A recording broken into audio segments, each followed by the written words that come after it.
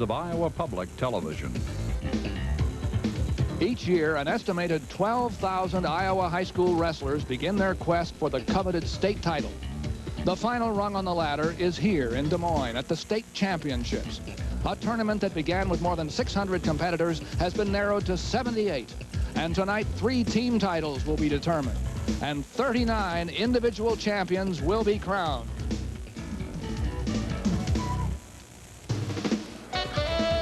From Veterans Auditorium in Des Moines, Iowa, Iowa Public Television Sports presents the 1993 High School Wrestling Championships.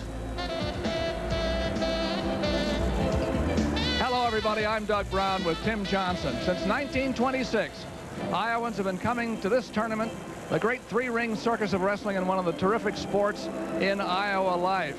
And Tim Johnson, if you didn't have a ticket when you came tonight, you didn't get in. All sold out. You look around and you see one of the great symbols of this state, the Iowa work ethic. We talk about it. We're so proud of it. That's Iowa high school wrestling. We've got all kinds of people from all kinds of places. And the neat thing is we come in and we compete hard. We compete as wrestlers, coaches, and fans. And then we walk out. We walk out as Iowans, and most important, we walk out as friends. That's high school sport at its best, Doug. That's absolutely right, and it's all sizes of towns, and it's all sizes of people in this tournament. We have 3 classes, you know, the small schools, 1A, then the 2A, then the big schools at 3A. And to make it fair, we have a rotation system over 3 years from the Iowa High School Athletic Association. That's the match we start with at each weight. We'll start at 103 and go up through 130 tonight with the big schools, 3A. We want to get that 4-time champion possibility at 130. We'll go through the next 3 weight classes at 1A. Then from 152 on to heavyweight will be with the 2As. Now, we do have these wrestlers in other weight classes that you won't see, perhaps. But we have floor reporters, Dean Borg and Dick Trotter, who will tell you about those at the first opportunity we have in between matches. Great wrestlers over the years, Dan Gable, name them all. But we may have to add one more great name to that list tonight as a 4-time champion. Jeff McGinnis, 170 straight wins. He's never been beaten. His coach, Brad Smith, calls him the best high school wrestler without a doubt that he's ever seen in his 15 years of coaching. This young man has an opportunity to join an elite group of 4 others, or 3 others, Gable, Kerber, and Knight, who have never lost throughout their career, and he's heavily favored to do so. We might have had another one, too, but Ike Light of Lisbon, going for his 4th straight, was beaten in the semifinals by a young man named Dan Gabrielson of Belmont. Well, Dan Gabrielson and Ike Light are no strangers because they met last year in the finals, and Ike Light won his 3rd title by narrowly beating this young man, but he must have remembered it all year because he got sweet revenge in the semifinals and kept Ike Light from winning his 4th title. Dan Gabrielson was asked after the match, what's your greatest accomplishment this year? He said, I haven't reached it yet. Well, he might tonight, and Corey Christensen will reach one, too. He has won 2 titles. He's going for 3. He's really tough. 92 straight wins. His coach is his dad. His dad must be thrilled to be coaching his son to a 3rd straight title. Corey Christensen's tough. 170 wins, 119 of them pins. 45 wins this year, 38 pins. Both the career and the season pin marks are state records. Now we have 3 team titles, of course, at stake at the same time. And here to talk about the team races is Ron Seaman of the Predicament newsletter, which is Iowa's great wrestling newspaper. Ron, we have 2 of those team titles decided. Let's talk about number 1, first of all, the 1A with Lisbon. They wrapped it up even though they lost Ike Light. Lisbon's tough, you know, Doug. They're tough from top to bottom, and they brought in 5 quality kids, and they did their job. Lisbon's got 88 points, and they're well out in command. You know, 2nd place is Don Bosco. Rock Valley and Belle Plaine are in a fight for 3rd, 51 and 50 points there. Now, we do have a tussle at 2A. It's not decided yet, although West Lyon is up by 11 points over New Hampton. New Hampton has 3 boys wrestling tonight.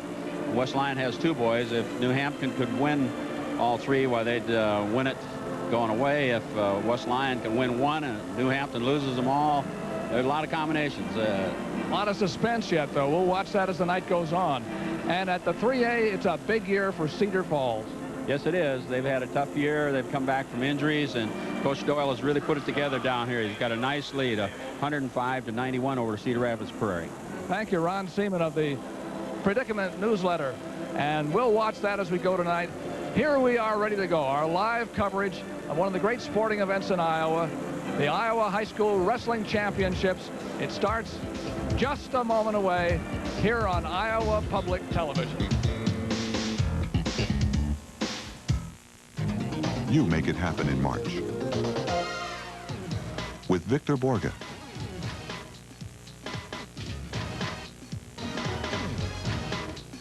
And Carreras, Domingo, and Pavarotti.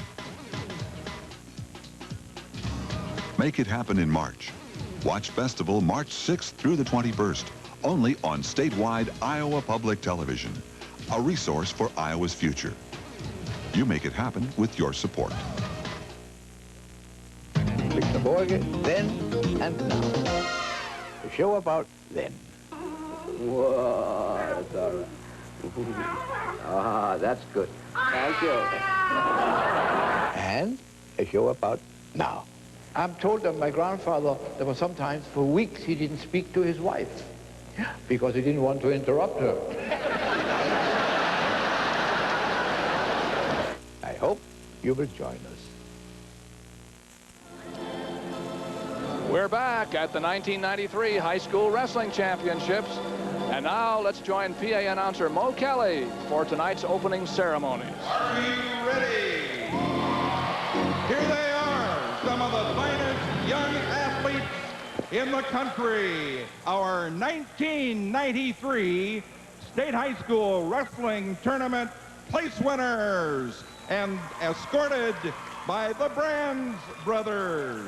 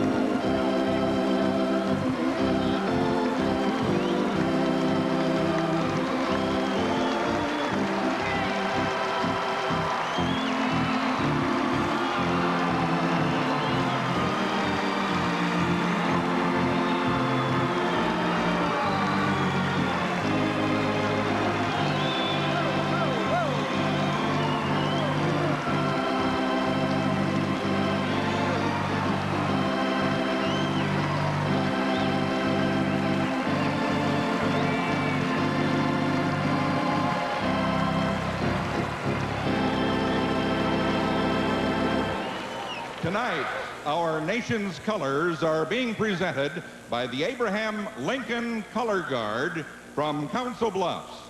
The Color Guard is under the direction of Mr. J. Nugent, assisted by Regina Whitney.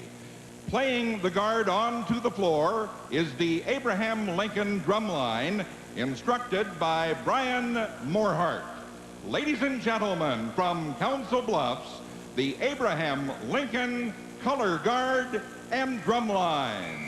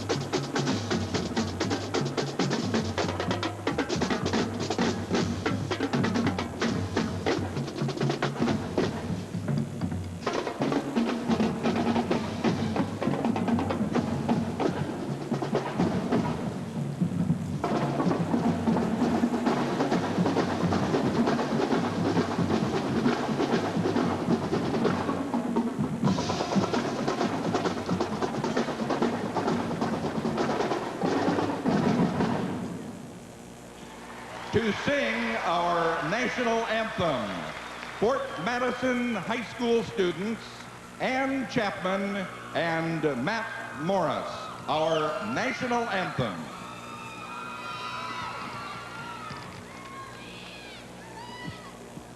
We sing of America, America, God save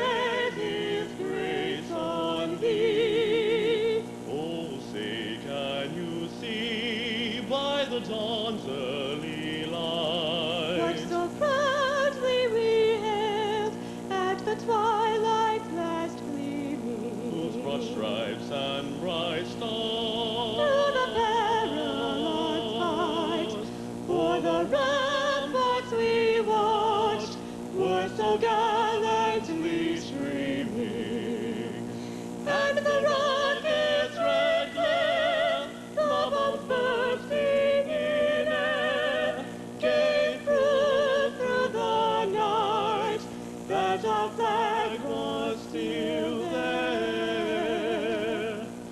Oh, say does that star-spangled banner yet wave o'er the land of the free and the home of the brave?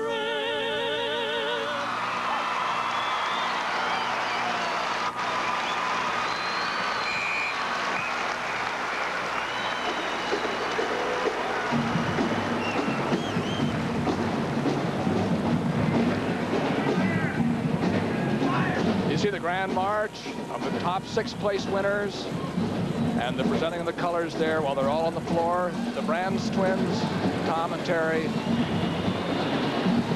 were the Grand Marshals, and there they are. I want to tell you, too, perhaps maybe the only wrestling meet you see all year long takes place at these state championships. Maybe you have a grandson or a cousin or something, and you want to know just exactly what they're doing out there. Individual scoring for matches. Here's how it happens. If you take somebody down, in other words, get control over your opponent from a neutral position, you win 10 points, 2 points. If you escape from that control, you get a single point. If you're on the bottom, under control, and you reverse it, you get 2 points. A near fall, that means putting your opponent's shoulders in a pinning situation. For less than 5 seconds, it's 2 points. If you can keep them there for 5 seconds or more, it's 3 seconds. And a fall ends the match. That means you put the shoulders to the mat, boom, for a count of 2. Now the team scoring. This is how you get your team title. If you win a default or forfeit or disqualification or an advance in the championship, any match win, you get 2 points. Advance in the consolation round is a point. A technical fall over your opponent adds another 1.5 points. A major decision, that means you beat your opponent by more than 8 points. That gives your team a point. Technical fall, by the way, is 15 points difference. And that's how the teams rack up their scores in their race for the individual trophies for the teams. And as we said, we have 3 team championships and 39 individual championships to be decided. Here again is Mo Kelly with more awards and introductions. Ladies and gentlemen, if we could have your attention. We licked the weather, and now we're ready for a great night of wrestling. First of all, we'd like to thank the Council Bluffs Abraham Lincoln Color Guard and Drumline. A great job. Thank you. And also, a big thank you to our fine Fort Madison High students who sung the national anthem. They are students, they are athletes, they are obviously great musicians. How about a big hand for our singers, Matt Morris and Ann Chapman. Ladies and gentlemen, every state has a state association like our Iowa High School Athletic Association, and they combine forces, exchanging ideas, trying to come up with similar rules, and this organization is called the National Federation of State High School Associations. We have a representative from the National Federation here this evening I'd like to introduce to you, and it just so happens that wrestling is a favorite of his. As a matter of fact, he's an expert at wrestling and is the editor of the Wrestling Rules book. So if you turn your attention to section 18 up here, meet from the National Federation, Fritz McGinnis, the Associate Director, accompanied by his wife, Darlene. Stand up there, Fritz.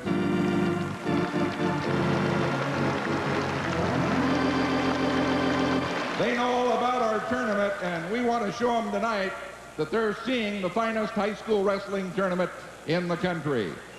One other note along that same line, every so often the National Federation puts out a rules film. They make a rules film with all the latest rules, and these are distributed eventually to the 19,000 high schools in our nation for viewing by officials and coaches and so forth.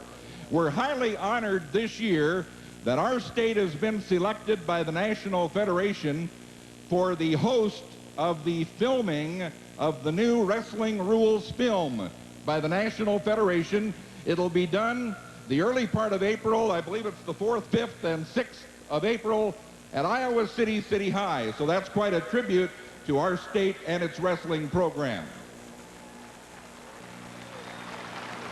At this time, we would like to introduce our Grand March escorts. If they'd come out here on the mat, please.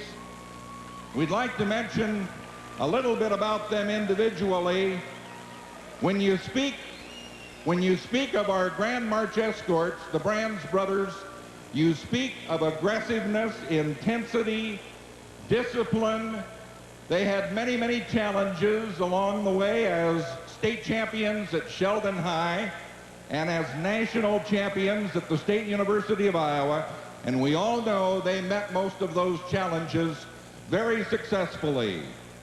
Tom Brands and his brother Terry rank almost identical as the top winning career percentage wrestlers at the State University of Iowa. Tom with a record of 158 and 7, and as your scorebook notes, a total of 46 falls, and Terry with a 137 and 7 career mark with 48 falls. So how about a big hand for Tom Brands and Terry Brands, our Grand March escort.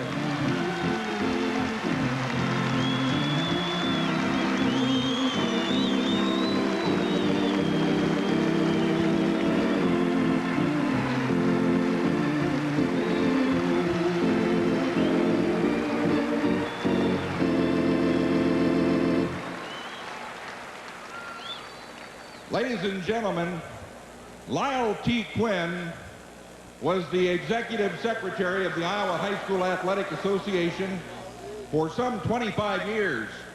And these were the earlier years when things were perhaps a little bit rockier than they are today. He was a real leader in the formation of the State Athletic Association and also a leader nationally. And his trademark was integrity, citizenship, sportsmanship, and each year at our basketball and sometimes at our wrestling tournament, we present the Lyle T. Quinn Award in his honor, looking for someone with those same qualities. And we have found a recipient this year with those qualities that we're going to honor with the Lyle T. Quinn Award. He's well known to all wrestling fans in our state.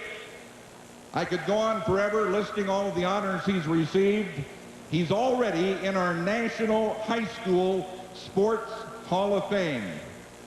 He's been a wrestling coach after being a competitor himself. He's been a director of athletics for a number of years. He's been a longtime wrestling official.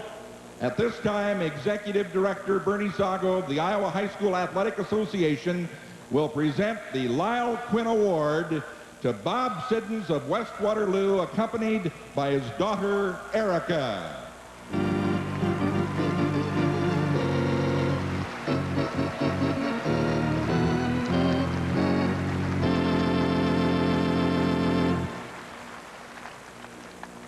Next up is our Wrestling Hall of Fame inductees for 1993.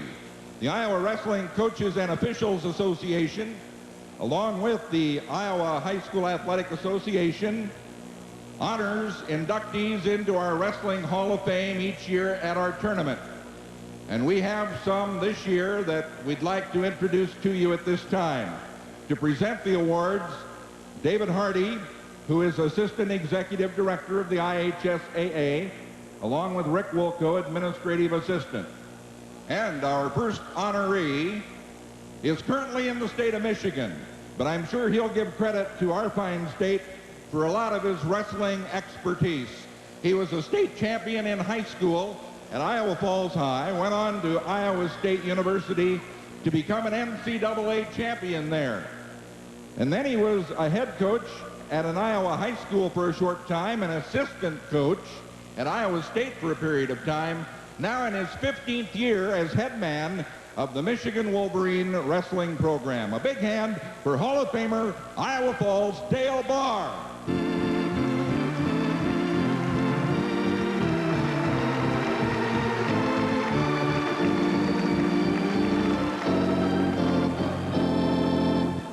You know, in some cases, the wrestling programs in some of our schools aren't very old, really. And some of our coaches, including this next gentleman, really got it going up at Humboldt. He started the program there. He was at it for some 23 years, building the program, eventually built it up to a level where they had a state championship team. He's no longer coaching. He's now still teaching in the Humboldt system. Hall of Famer, accompanied by his sons Michael and Bob, Joe Fitch of Humboldt.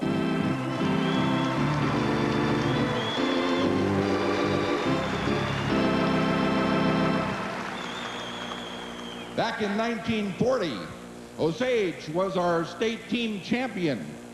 And one of the state champions individually that year was George Gost. George later went to Iowa State, and he was a fine performer in a couple sports in addition to wrestling at Iowa State. He came back home and coached some fine Osage High teams, and then he gave it up and went into business.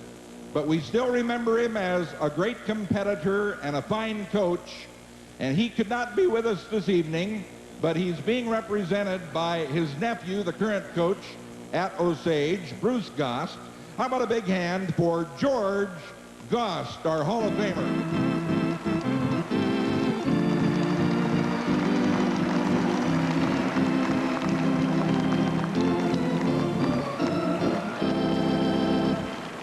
Everybody we talked to says that the next gentleman was a mighty, mighty tough competitor. He was from Fort Dodge High.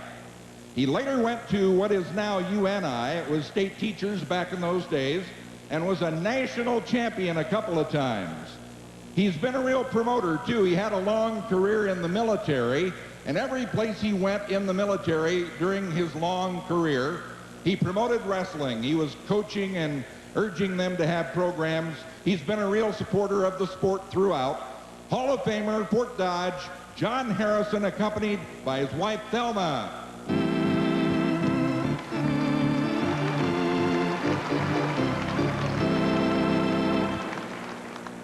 Last year, Wapello won a state team title.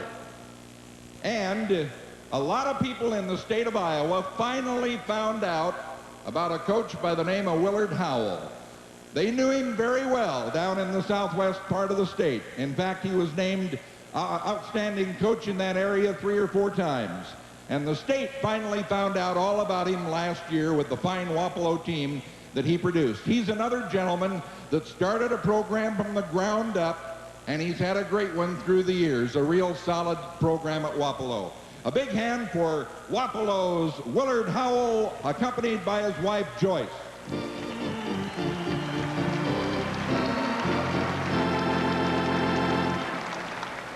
This is kind of an unusual occurrence. This gentleman had no opportunity to wrestle in high school.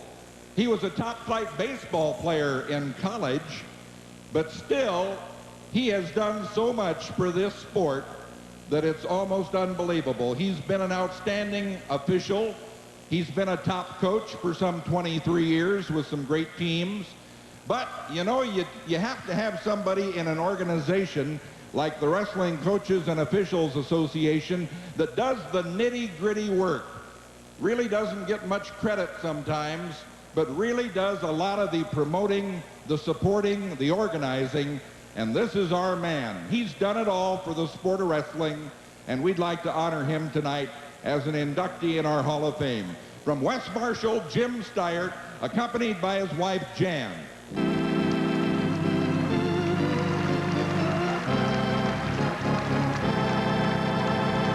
Another big hand for the Hall of Famers as they depart.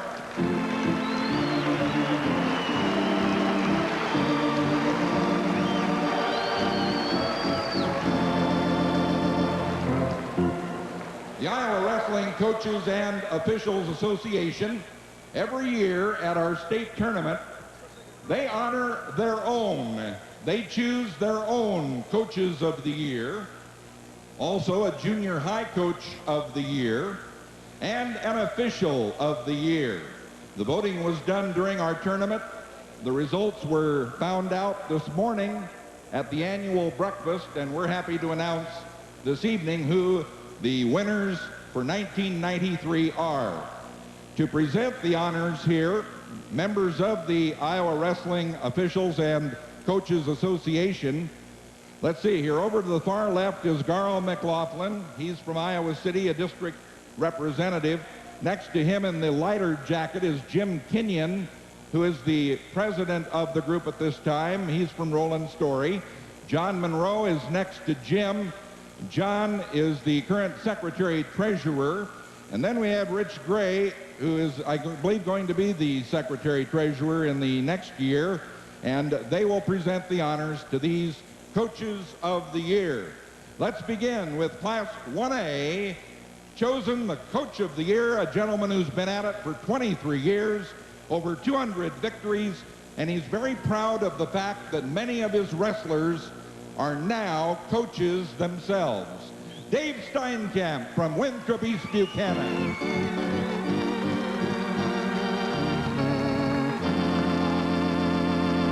His assistant is Phil Steffen.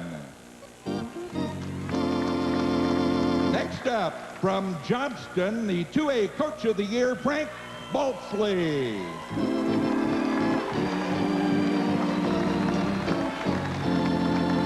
Frank has been at it for 25 years, over 230 wins. He's a great emphasizer of sportsmanship and the scholastic end of things. His assistants are Mark Johnson, Mike Halder, and Jerry Stratton.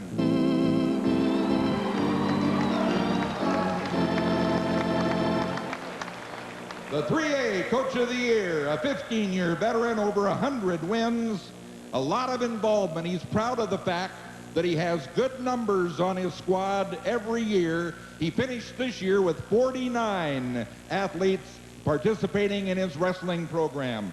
Indianola's Wes Creason.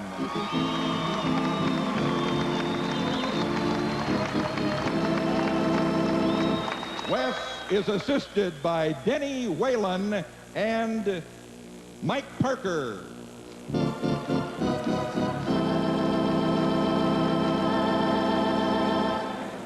You know, it takes some builders at the lower levels to get these high school programs going, so always named is a Junior High Coach of the Year. The recipient this year is from Waterloo, Sacred Heart. He's produced many young wrestlers who have gone on to become state champions. Meet the Junior High Coach of the Year, Bob Bozen.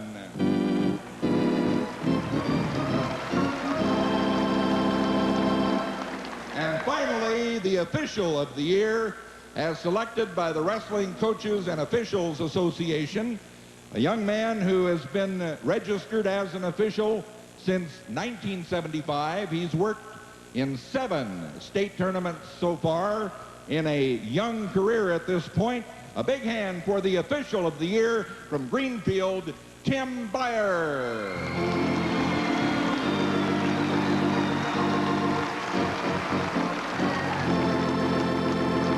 Ladies and gentlemen, let's do some wrestling here in just a moment. All of tonight's award winners. We'll be back with our first weight class in just a moment.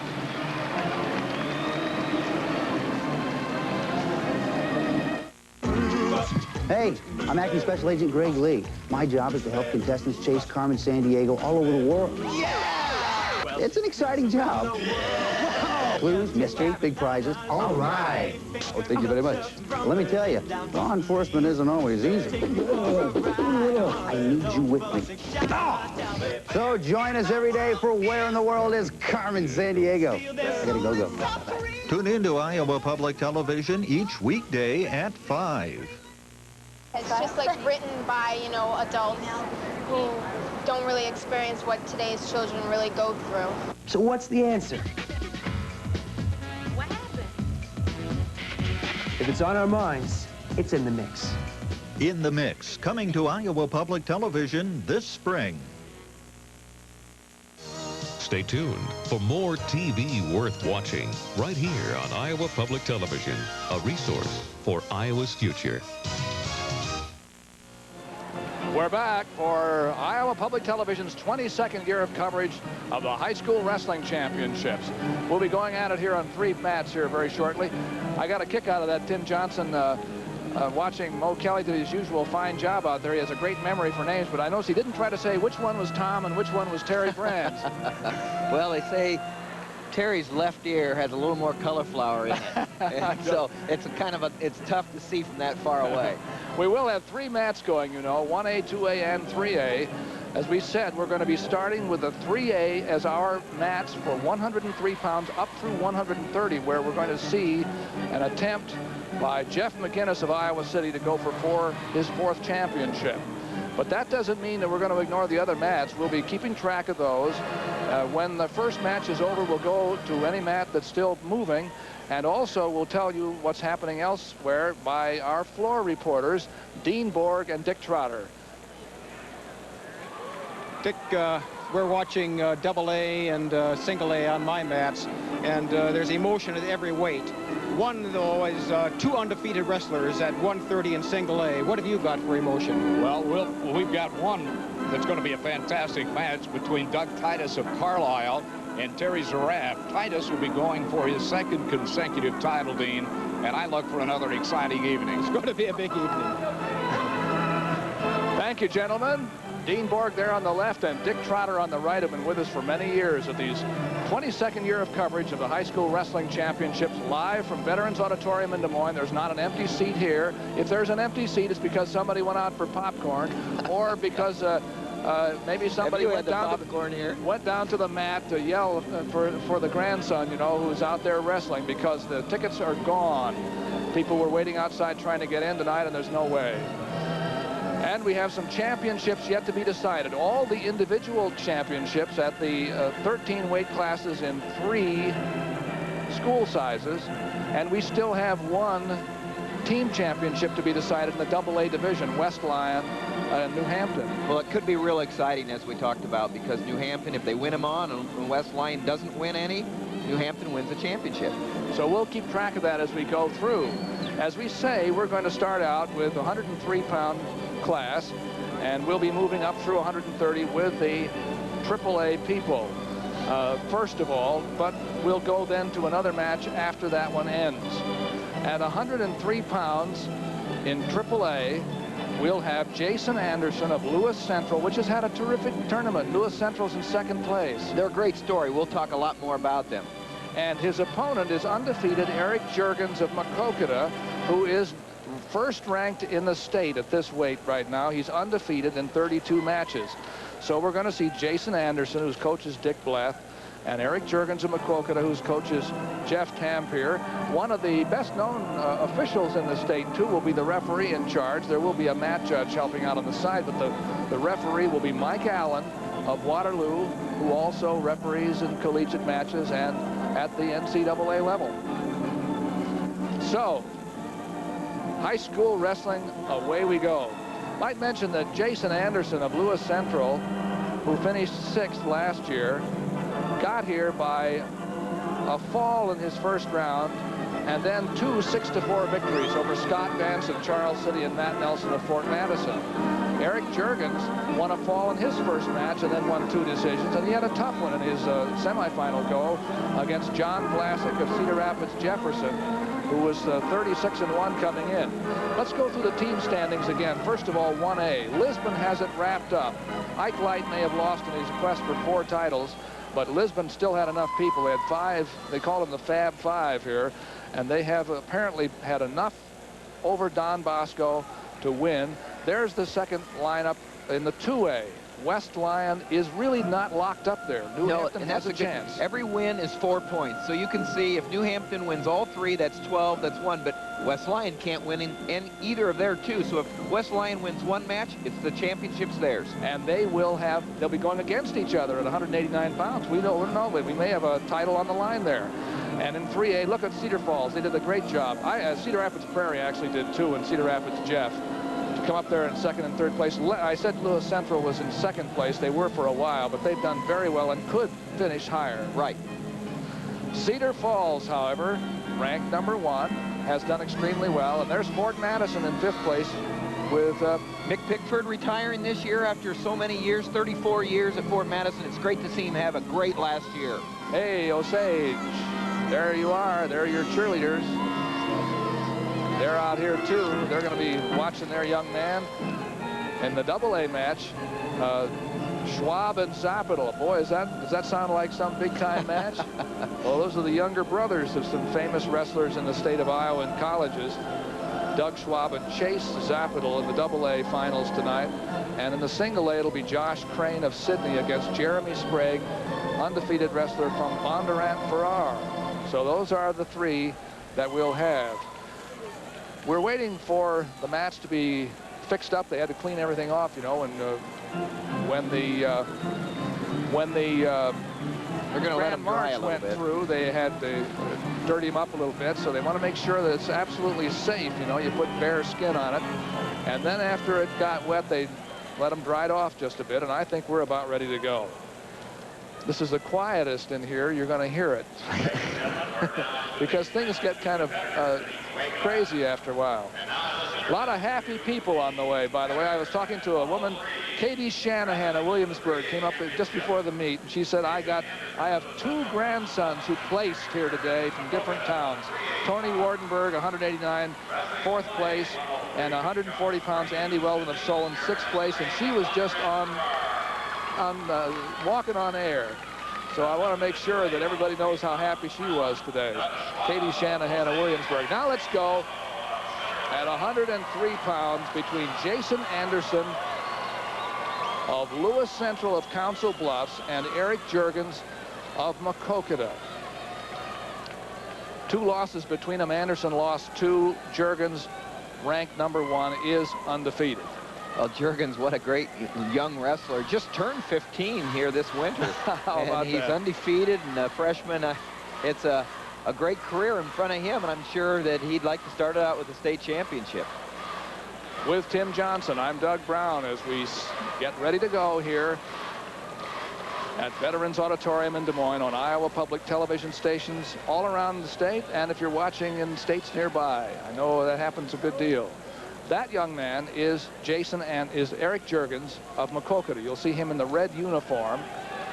Jason Anderson of Lewis Central is in the blue.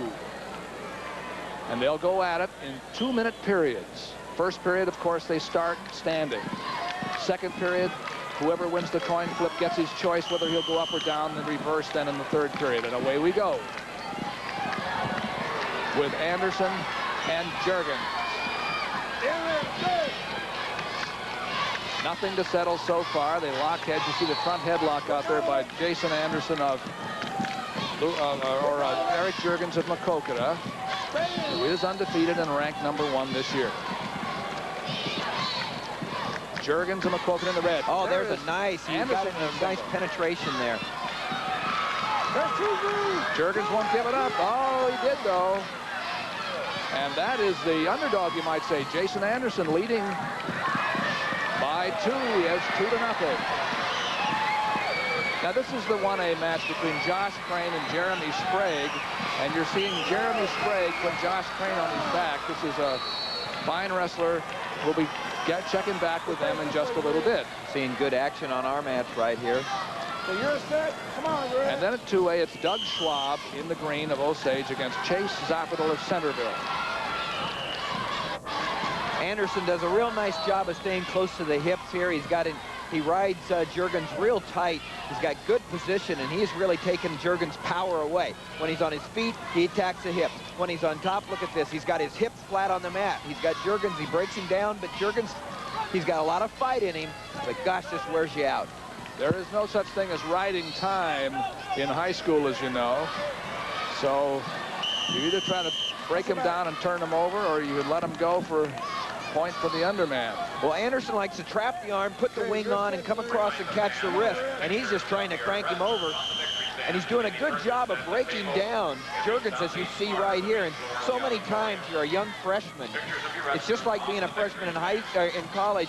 Your weak point is down. I'm sure the coach from Maquoketa doesn't want Juergens there. But he's there, and Jason Anderson is putting the blocks to him here. He got the first takedown, and he's held it through this period. We're only 15 seconds to go. Good tight waist. See how he goes right back and attacks the hips. If there's any room, or there's the coach right there from Maquoketa, Jeff Tampier.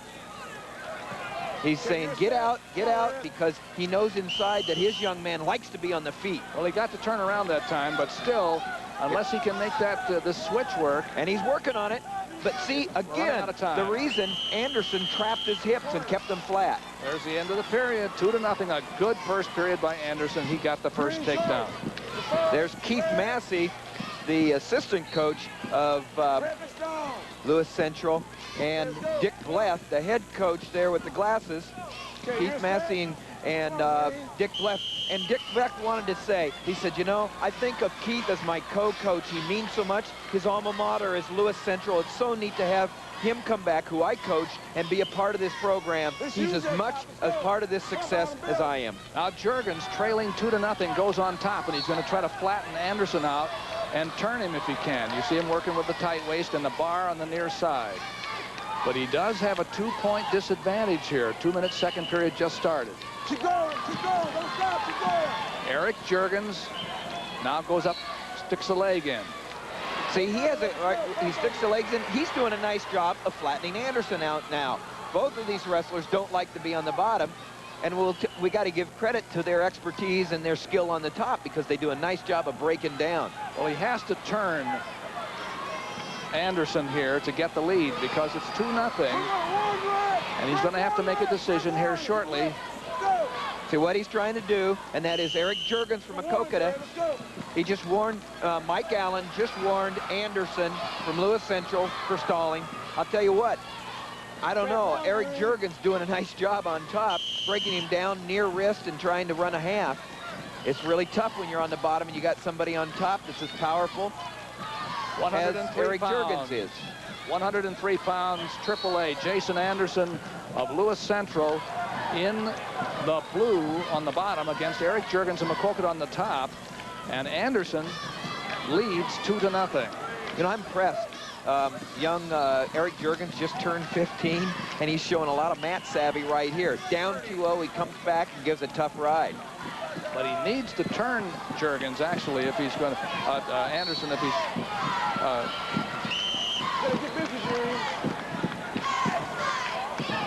he's going to get the lead, because it's 2-0 here. Jeff Tampier from Maquoketa saying, just keep him down, push him down, break him down.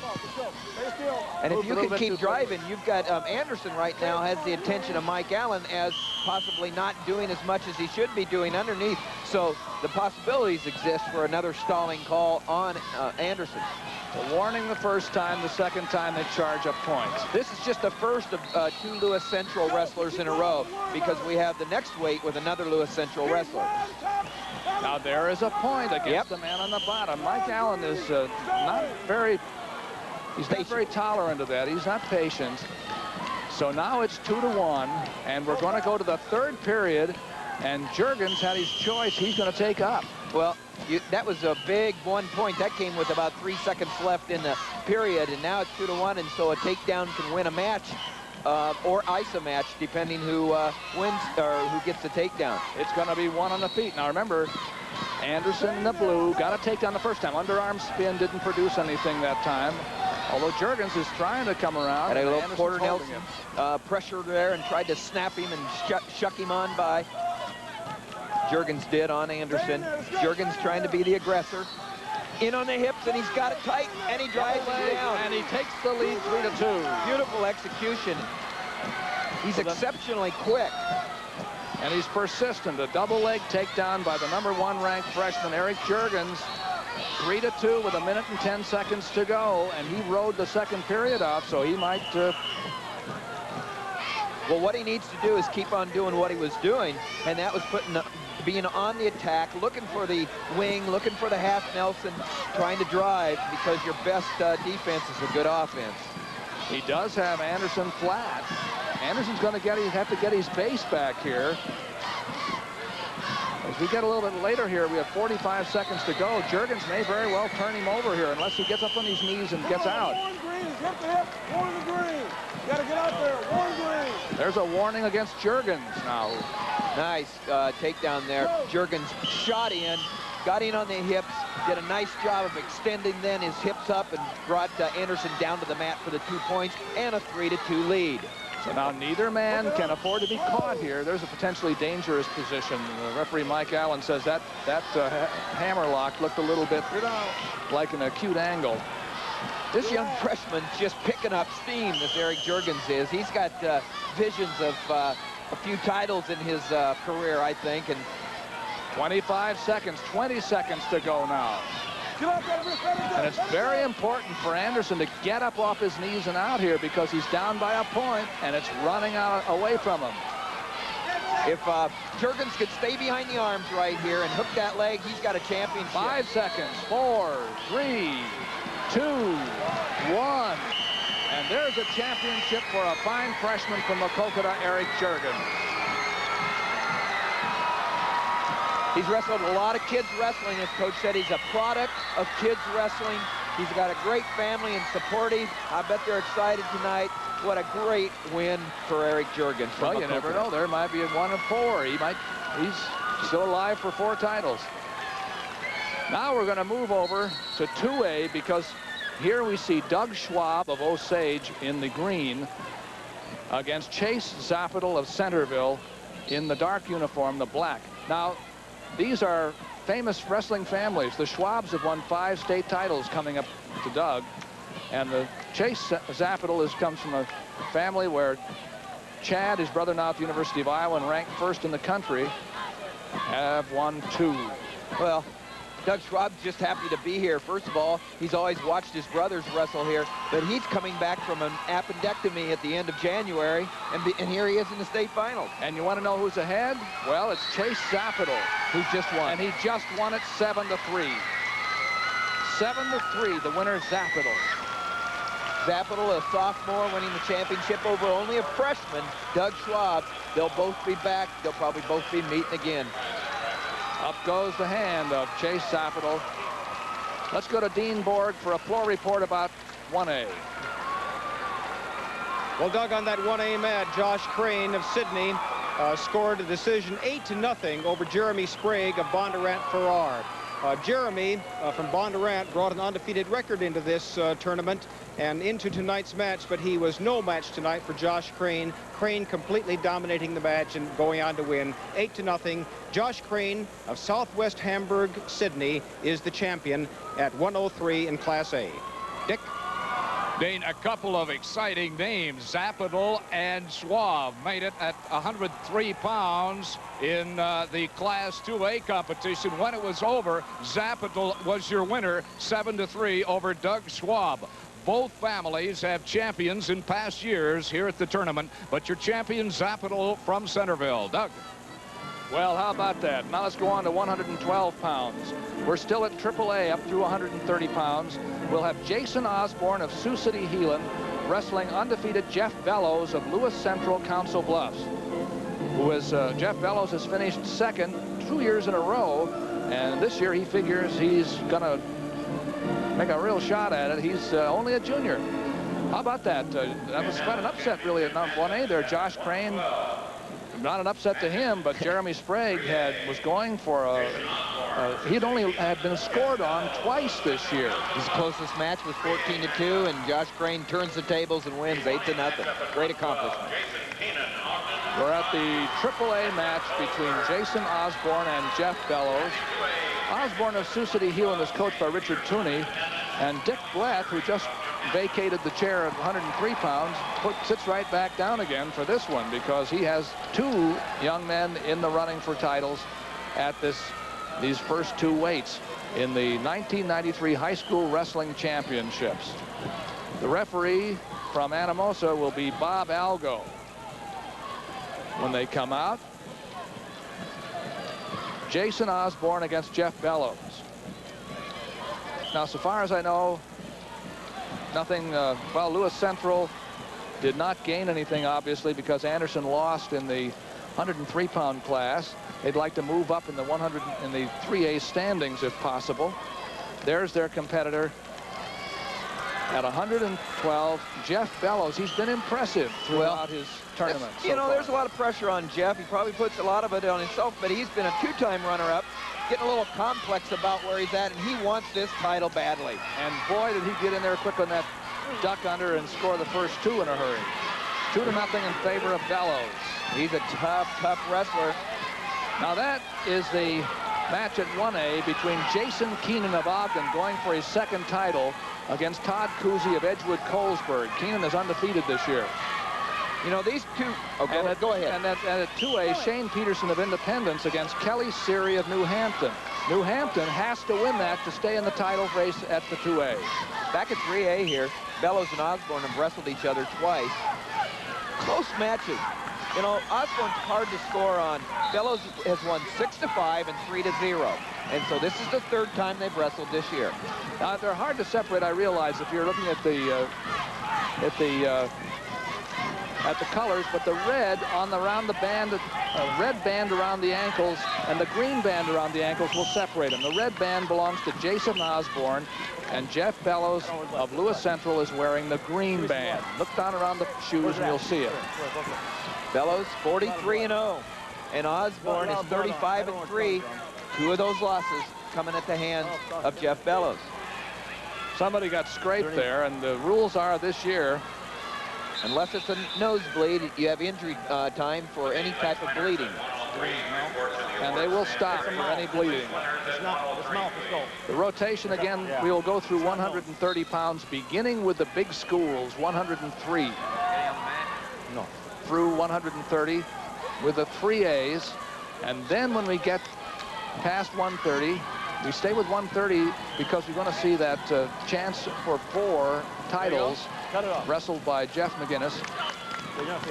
Then we'll go to 1As and then the 2As through the 13 weight classes here. All right, Iowa High School Athletic Association rotation over a 3-year period. Here is Bellows leading 2-1 after letting his man out, trying for another takedown. He didn't have it that time. That's Bellows on the right and Osborne on the left. Well, it's very, very tough. We've got a possible pin on 1A. And it looks like Jason Keenan going for the fall against Todd Cousy, and he did get a 3-point near fall. Now we have a 4-1 lead with Osborne. Oh, we got the a variation of a ladle, a cradle, something. And he could be in trouble. Yes, because here comes... We got 2 points for Osborne right at the buzzer. So it's 4-3. On a reversal. The lead is Jeff Bellows, 4-3 going into the 2nd period over Jason Osborne. And the choice here will go to Osborne because Bellows deferred. Again, we have timeout here because of... He deferred to you. What do you want to do? You hear the referee, Bob Algo, who is mic'd here, by the way. He deferred to you. Take down. Asking Jeff Bellows what he wants to do. So Jeff Bellows has his choice, and he picks down. He's ahead 4-3, starting underneath. Osborne goes to work with an arm and then down on the leg. This is traditionally at this level where you see wrestlers who are in positions they aren't often in. They're so good through the school year that they don't often get on the bottom, and sometimes you see people have trouble here. Well, when you're in the finals, you're one of the very best wrestlers in the state.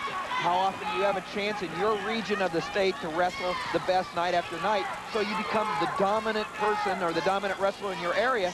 You don't end up underneath very long. You don't end up being challenged. It's a whole new atmosphere at the state tournament because you're challenged every time you get on the mat. Now you see Osborne trying to tilt Bellows over to his back. I don't see, yes, he did. He got 2 near fall points. I'll tell you what, Osborne is coming on right now. He got his 2, he's ahead 5-4, and he looks pumped. He looks like he's gaining steam right now, and he says, I want to wrestle. Look at him. Quite a bit on the mat now. That's Jason Osborne, Sioux City Heelan, coached by Richard Gets a Cooney. far wrist right here. Okay, now he's going to pull Bellows into his hips, and look at tilt. 1.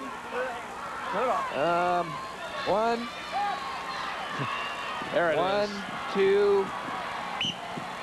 Close. That was close, and he got the call. And it's the 2 points that put him ahead, 5-4. We have a minute left in the second period, a 2-minute first period. It's a very crucial time with a minute left there, Doug, because now you've had 2 minutes and 1 minute, and all of a sudden you're feeling good, and you feel like putting it to your opponent. Hey, that's a good sign for you. Now Bellows gets to his feet. Looks like he might be able to get out. No, he couldn't. Drop him. I was talking to you earlier, Jeff Bellows, 2-time runner-up. You know, he's got to just get it within himself right now. Don't get down saying, oh no, could it happen again? He's just got to wrestle his match and get out of there. Good hand control is important right here, and Osborne is not letting him have it. A lot of pressure on the hips. Goes down on the ankle. I'm not sure that Bob Algo will let him keep that too long. But he definitely is keeping Bellows in the position of disadvantage. Lewis Central had a 103-pound contender, and they did not win there. Now they're trying to go at 112, and Bellows is trailing 5-4. This is the third period starting, and Bellows trying to come out there. Bellows is in the top position. Nothing's going to happen there, guys. Go, you're down.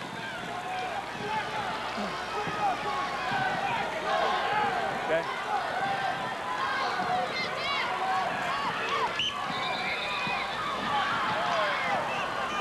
Bellows, Osborne leads 5-4, and he's in top, and he has Bellows on his back, but I think he's going to be called off that. That's the end of the period, by the way. That's the end of the period. I was There's jumping Coach into the Richard third period Cooney too fast. From Heelan, Sioux City Heelan High School, and he says that Osborne's a very, very dedicated young man, and you can see that dedication right now comes to the fore here in the state finals, because you can feel it all pay off when you can feel your adrenaline and your energy staying with you in the third period. But Bellows is on top with the legs in. He's got to find some way to turn Osborne if he wants to win. Go. Bellows on top, trails 5-4. We got a pin up here at today. the 1A match between Jason Keenan and Todd Cousy. He's been there before already in this match. It looks like he's trying to put it away. Keenan's leading 7-2 with a half a minute left over there and trying to get the fall. It's Keenan from Ogden over Cousy from Edgewood, Colesburg, trying to put it away. But right here, Bellows is trying to get some points. He's only got 1 minute and 15 seconds to do it, or else he finishes runner-up for the third time in a row. Driving hard on top. He has to get some back points, or pretty soon he's probably going to have to let his man go and try to take him down. 5-4 in favor of the man on the bottom. That man on the bottom needs to be working right here. That's Bob Aljo says. Agrees with He agrees with me. All right. Well, we can tell by the first move whether he's really wanting to. Okay, that was a good move by Jeff Bellows. It wasn't going to happen with him on the mat. He had to make the decision. He's got plenty of time. He had 50 seconds left when he let him go. So it's going to be one with a takedown. 6-4 is the score with 35 seconds to go. And there is Osborne making a little leg shot. It was not much of one. Well, what he did was he tied up that arm on the near side, and then he dropped down to the far side leg. Jason Keenan beat Todd Cousy, by the way, at 1A 10-2, in case you were wondering how that match came out that you saw just for a moment. And Kelly Siri beat Shane Peterson 5-1 at AA. We'll get a floor report on those in a little bit. Well, Bellows is going to have to do something now. There's 10 seconds left. He's got to throw it. It's going to be very disappointing. 10 seconds, or he's going to finish third for the third time in a row. Whoa! That's 2 points. And there he goes. That's on the back. No back points. We're going overtime. He didn't have time for back points, but he did manage to get it into overtime. 6-6. How about that? Right here, he just whips him over. He's got an over and an underhook. Just the old, you know, you can call it a lot of things. Okay, overtime. They have a 2-minute period, and whoever gets the first point wins. So it's all on the line right here. Oh, and Bellows drops in on the single. He's got it tight. If he can drive through the hips, he's got a takedown, and that's what he's doing, and he's got 2 points. Does he have it? Yeah. He has it, and he wins. So bridesmaid no longer. How it can go so fast one way or another. Osborne had the win with only 2 seconds. He was just backing away. He didn't stay on the attack. Bellows did a last-minute or last-second whip over and wins the state title. Drives through the hips. He was a man on the mission, and he accomplished it. And I'll tell you, that shows you how that can happen very late. All right, we're going to go for the awards at 103 pounds. Maybe you'll have a neighbor here, 1 through 6. Presenting the Class 1A 103-pound awards, Coach Roger Eitzman of Sydney. 6th place, Kevin Krieg, Kingsley Pearson. 5th place, Bobby Forcine, New London. 4th place, Jake Probe, Tipton. 3rd place, Benji Weingarten, North English Valley. Runner-up, Jeremy Sprague, Bondurant Farrar. And 103 1A champion from Sydney, Josh Crane. Congratulations to Josh Crane. He stopped an undefeated streak of Jeremy Sprague to win that. Josh Crane of Sydney, big win, 8-0 over Jeremy Sprague of Bondurant Farrar. Now come the Presenting the Class 2A 103-pound awards, Coach Mike Kalupnik of Centerville. 6th place, Matt Nura, Dyersville Beckman. 5th place, Ryan Cunningham, Forest City. 4th place, Tracy Adams, Winterset. 3rd place, Chad Wickman, Manchester, West Delaware. Runner-up, Doug Schwab, Osage. And the 103-pound 2A champion from Centerville, Chase Zappedal. Congratulations to Chase. Made a lot of people happy in Centerville. Now he'll be pulling for his brother in the NCAAs and Big Tens from the University of Iowa. His brother's having a great year. That's the 2A championship stand, and here we come to the big schools. Class 3A 103-pound awards, Coach Jeff Tampier of Maquoketa. 6th place, Matt Nelson, Fort Madison. 5th place, Jason Wald, Council Bluffs TJ. 4th place, Brian Williams, Muscatine. 3rd place, John Vlasic, Cedar Rapids Jefferson. Runner-up, Jason Anderson, Lewis Central Council Bluffs. And the 3A 103-pound champion from Maquoketa, Eric Juergens. He won it on a last-minute takedown. Let's go to Dean Board. Well, Doug, Jason Keenan, a 16-year-old sophomore from Ogden. There you see him jumping into the arms of his coach. He's a 2-time state champion now. Tonight he defeated Todd Cousy of Edgewood-Colesburg 10-2. And really the hole that won it for him was a chicken ring. Picked up 3 points on that in the first section, and in the last section picked up another 3 points. He won 10-2. Doug, Dick? All right, Dean. New Hampton is on their way right now. Kelly Siri at 112 pounds won the championship 5-1 over Shane Peterson of Independence. And there you see Kelly and his coach, Arlen Severson's a mighty happy man. Let's go back to Doug.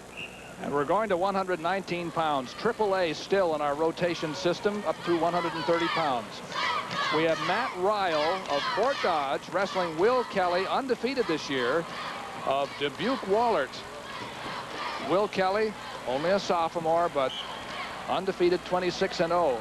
Now, in the light blue uniform, that's Kelly on the right now. He's wearing the green ankle band.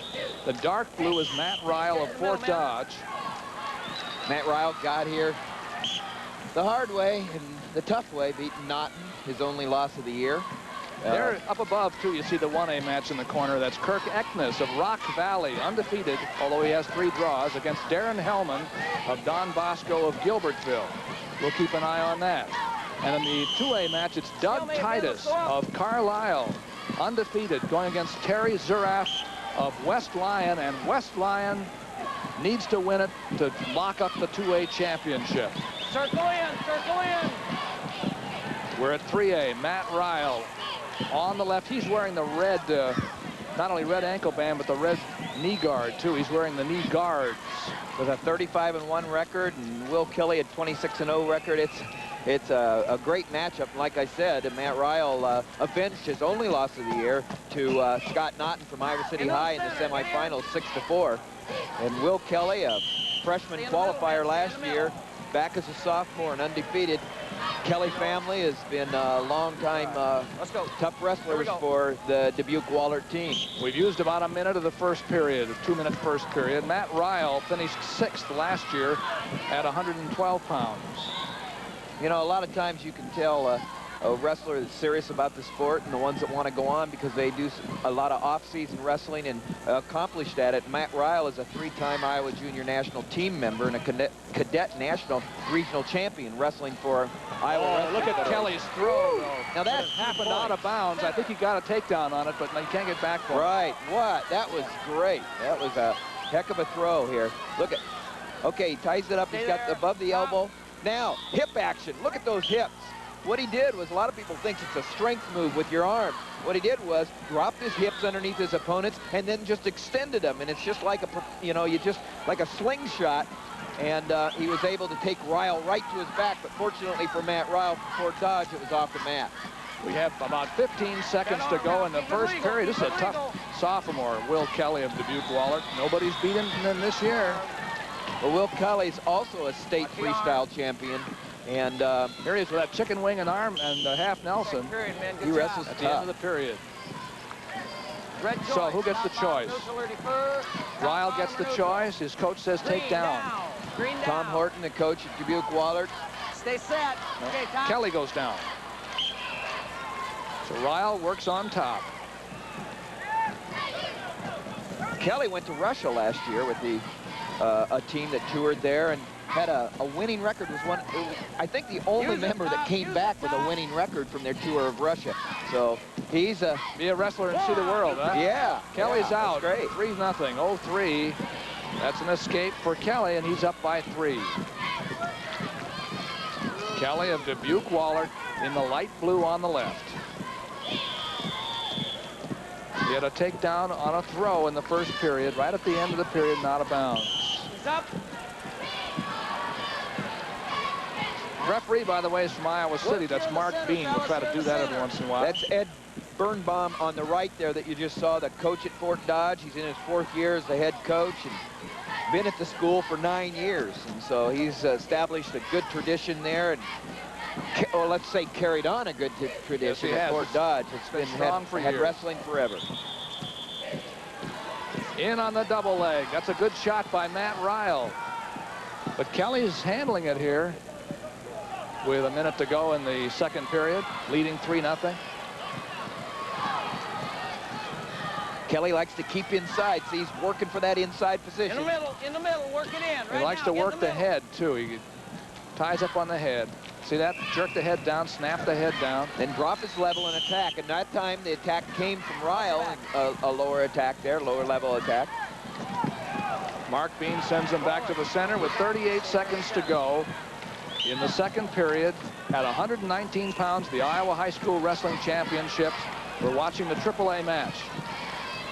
And the man in the light uniform, Will Kelly of Dubuque Wahlert, leads 3-0.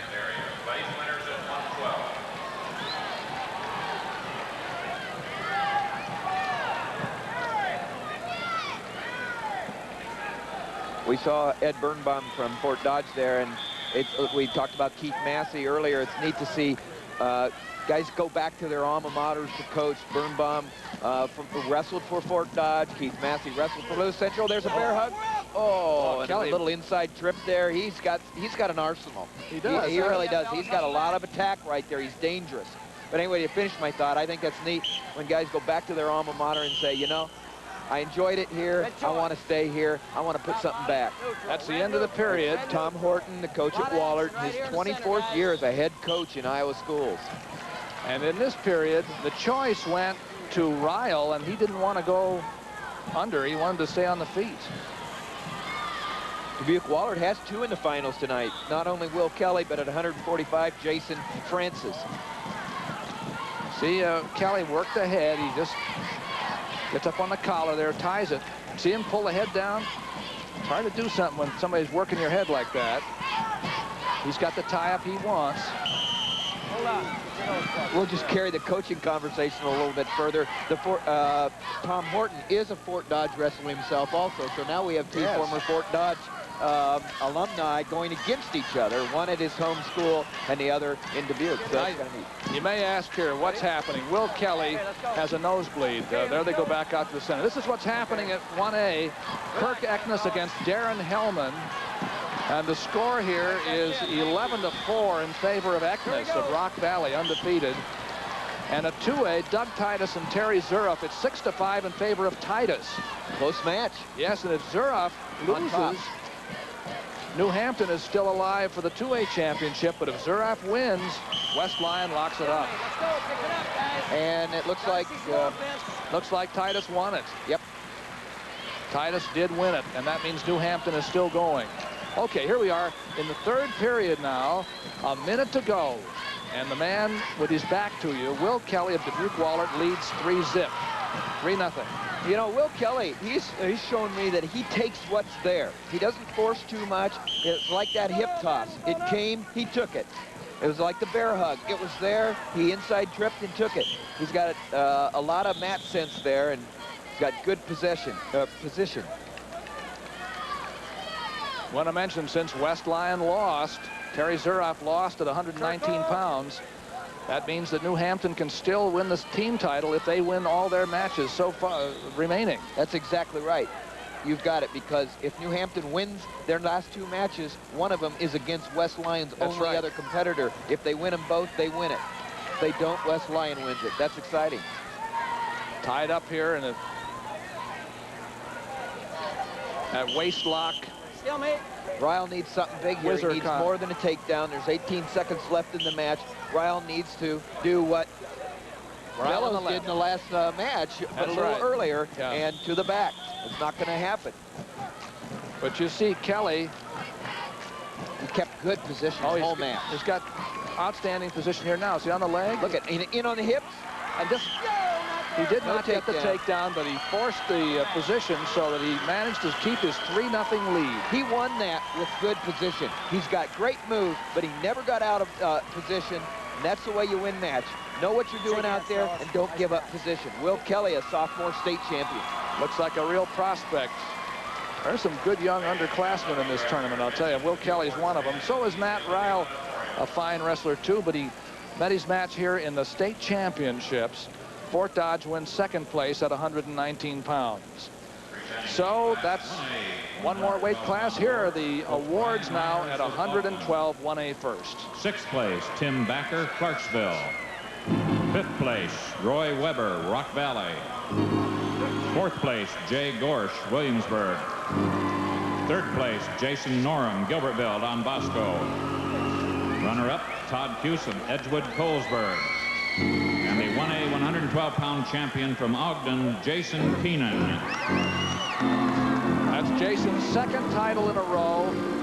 He went through this year undefeated. Congratulations to Jason Keenan. Ogden hasn't had wrestling all that many years, but there's one young man who's glad they picked it up.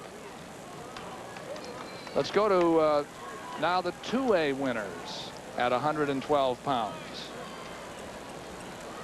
The top 6. Class 2A 112-pound awards. Coach Arlen Severson of New Hampton. 6th place, Dan O'Connor, New Hartford. Fifth place, Jeremy Snow, Spirit Lake. Fourth place, Mitch Koonsman, Albia. Third place, Chad Bennett, Huxley Ballard. Runner-up, Shane Peterson, Independence. And the 2A 112-pound champion from New Hampton, Kelly Seary. It was very important that Kelly Seary win because his team is still alive in that 2A race. He beat the man who beat last year's, beat a champion. Shane Peterson had beaten Chad Bennett. Good win for Kelly Seary, 5-1. Now the AAA winners. Class 3A 112-pound awards. Co-coach Keith Massey of Lewis Central Council Bluffs. Sixth place, Jeremy Berggren, Maquoketa. Fifth place, Brian Beck, Fort Madison. Fourth place, Ray Ratcliffe, Cedar Rapids Jefferson. Third place, Eric Keller, Indianola. Runner-up, Jason Osborne, Sioux City Heelan. And the 3A 112-pound champion from Lewis Central Council Bluffs, Jeff Bellows. Finished second twice, wins it this year. Let's go to Dean Board for a floor report. Well, Doug, in Class A at 119 pounds, the champion is Kirk Eknes of Rock Valley. He's a three-time state qualifier, placed third here as a freshman, and there you see his arm raised as a champion here tonight at 119 pounds over Darren Hellman of Charles City, or I should say of Don Bosco, Gilbertville. 13-5 was that decision. Kirk Eknes, the champion. Dick? Yes, Dean. It was Doug Titus of Carlisle, your state champion, now for the second consecutive year. And there you see him as he defeats Terry Zaruff of West Lyon Inwood. And your champion, Doug Titus, has been here 3 times and has won it twice. Back to you, Doug. That's 119 pounds. Now we're going to 125. We're still with the AAA schools when we begin these weight classes, and we'll keep you up on the others as we proceed. AAA, Cedar Falls, which has already locked up the championship. We'll see their first wrestler here, Zach Geary, 26-1, against Victor Martinez of Fort Madison, coached by Mick Pickford, retiring this year after many years in charge of the fortunes of that school. And the official also celebrating his 25th anniversary of this year is Arlo Flagey of Waverly. So we'll see one of the institutions, you might say, in officiating in this state as well. That's at the AAA level. Might say that now there's only a 5-point difference between West Lyon of Inwood and New Hampton. It's the 6-point difference, 86-80. In the light uniform, in the orange, that's Zach Geary of Cedar Falls. Lost only to Ike Light this year, and Victor Martinez of Fort Madison is in the dark. Well, Victor Martinez is an unorthodox wrestler and can be dangerous from anywhere, but Zach Geary, he's tough. He keeps coming at you. He's a spark plug. He likes to lead the team. He feels that he's a spark plug for Cedar Falls, and the other wrestlers look to him for their motivation. Martinez is a junior. Geary's a senior. At the 1A class, 2 good ones. Brad Canoyer of CMO Oakland and Mark Schultz of Rock Valley. No losses between them this year. No losses at all. 2A, it's Will Smith of Manly against Mark Brandenburg of Emmetsburg. We'll keep track of those as we go. And our main mat here, we start out with Geary. He's the one in on the leg, but this is a scramble. Geary wants to turn around, he does. 2 points for Geary.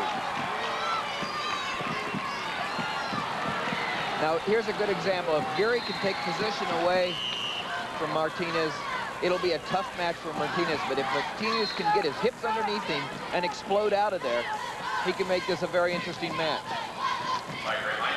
He's never been a qualifier, never been at the state tournament before, so Martinez from Fort Madison comes into the state tournament for the first time and ends up in the finals. Geary, 2-time third-place winner, third at 103 in 1991 and third at 119 last year. Here we come out of the scramble, and finally Geary comes around, tacks those hips, drops back on him for 2 points. With Tim Johnson, I'm Doug Brown. We're live from Veterans Auditorium in Des Moines for the High School Wrestling Championships. And it's now 2-1 as Martinez comes out. That's the escape. That was a very nice escape. He got his hips underneath him. He had good hand control.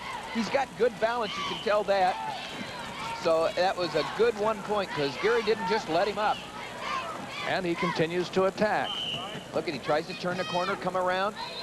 We talked about Mick Pickford being a long-time Fort Madison coach, 34 years to be exact. He's been all 34 years at the same school in Fort Madison. He's made an impact in Southeast Iowa. Just like we talked earlier, Willard Howell, they said Southwest, but he's from Southeast Iowa, also in Wapello. And Mick Pickford is the one that's really, there he is. He's Hall of Famer. He has motivated so many wrestlers to go on in wrestling. His son coaches. He's just a great person, and he's been a great person for wrestling, and they're going to miss him. Freestyle as well as he's run the Iowa Wrestling Federation for years. He is the Iowa Wrestling Federation, and we've been right up there in the top in the nation because of Mick Pickford. His son Pat is now at Bettendorf. That's Bettendorf. Right. His other two sons coach also in Illinois. This is Zach Geary in the light uniform, but here comes Martinez. They didn't quite get it. He's out. Back where he was before. It's 2-1 in favor of Geary. One red. We're in the second period. That 2-2 after the escape. 2 escapes for Martinez. Geary has the only takedown on a single leg in the first period. Geary with a wide stance. Arlo Flagey. Let's get her going. Move in. Hear him doing a little pushing there, a little cheerleading, a little exhorting. Martinez doing a nice job staying right in here against a very solid Zach Geary. He's a tough kid. Geary gets that headlock, front headlock, and then tries to get the trip, but Martinez stays right in. Now Geary's under the arms, in behind, and he scores. Possible pin in 2A. That's Will Smith being pinned by Mark Brandenburg, but coming out now. In fact, he's coming out for probably 1 point. He does. And so that Brandenburg had Smith in trouble there, but Smith from Manly is able to come out. Brandenburg leads 6-1 in that match, by the way. Here we go back to AAA again between Victor Martinez in the dark uniform, who just got swatted back to the ground again by Zach Geary, who leads 4-2. We have a half a minute to go in the second period.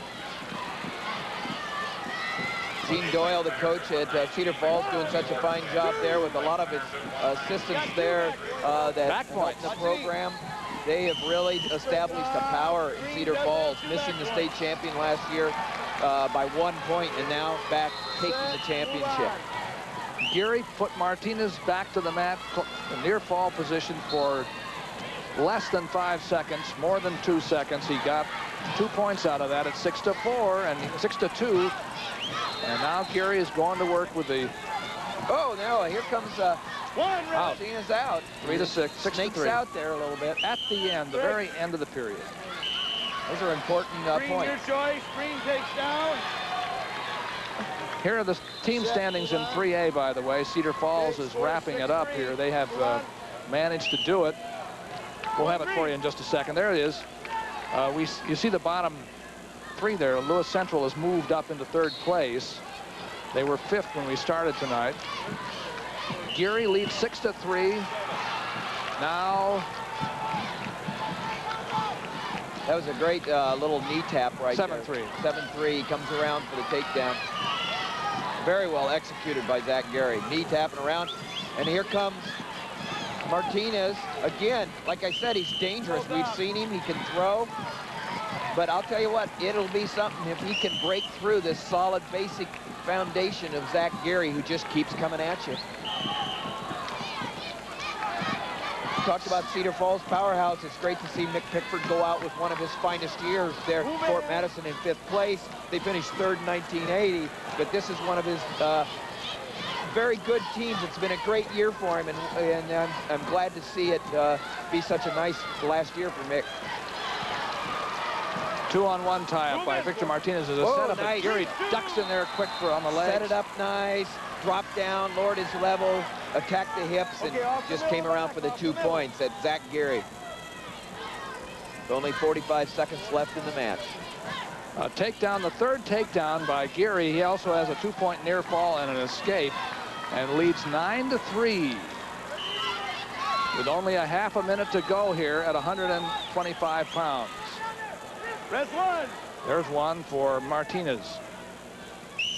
escape. Geary also on the Iowa Wrestling Federation's team. There's a takedown. It's just straight go ahead, attack the double, knock him down. That was good.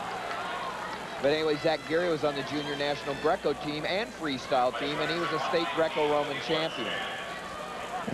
Takes the leg. He has 15 seconds. He could just stay in there if he wanted to. He leads by 5 on his way to a state title for Cedar Falls. Let's go. The referee Arlo Flagey says that's not going anywhere. We're going to have a stalemate. Bring him back to the feet. 9-4. Geary in the light uniform. Geary got called immediately for stalling, and there was no doubt about it. He was on his bicycle. And he's happy. Well, that's the first of 3 Cedar Falls wrestlers yet tonight. Zach Geary, the champion at 125, making Coach Gene Doyle very happy. Coach. Right here, we got to get the hands up. Okay. And Geary is the winner. You aren't going to see much hair on the heads of the Cedar Falls wrestlers. They did a lot of head shaving this week. Let's go to 1A where they're still wrestling, and this is Brad Knoyer against Mark Schultze.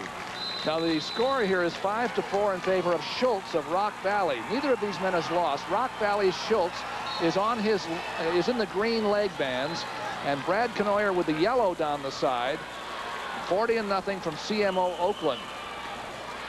We have a minute to go in the third period, and this one has not been decided. It's 5-4. Knoyer last year was in a different division. He was in 2A instead of 1A. And of course, Mark Schultz, he's been here a lot. He's been here 4 times. He's placed 4th. He was a champion last year. And he's won 69 straight. He knows what it's like to win. And just like Knoyer, he's been here 4 years straight. By the way, Mark Brandenburg at 2A of Emmetsburg beat Will Smith 7-5. We'll have a report on that later at 2A. This is the only match still going at 125 pounds. 1A, Brad Knoyer against Mark Schultz. In this match, we have 75 wins and no losses between these two. 40-0 for Brad Knoyer, 35-0 for Mark Schultz. His career record, 132 wins and only 3 losses. In comes Knoyer. He's trailing by a point. Fought off by Schultz's hard whizzer with 10 seconds to go in the match. 5-4. 10 seconds to go, and somebody here is going to lose for the first time this year. Knoyer last year was number 4 at 135 pounds at the 2A division. And again, the winner is Mark Schultz.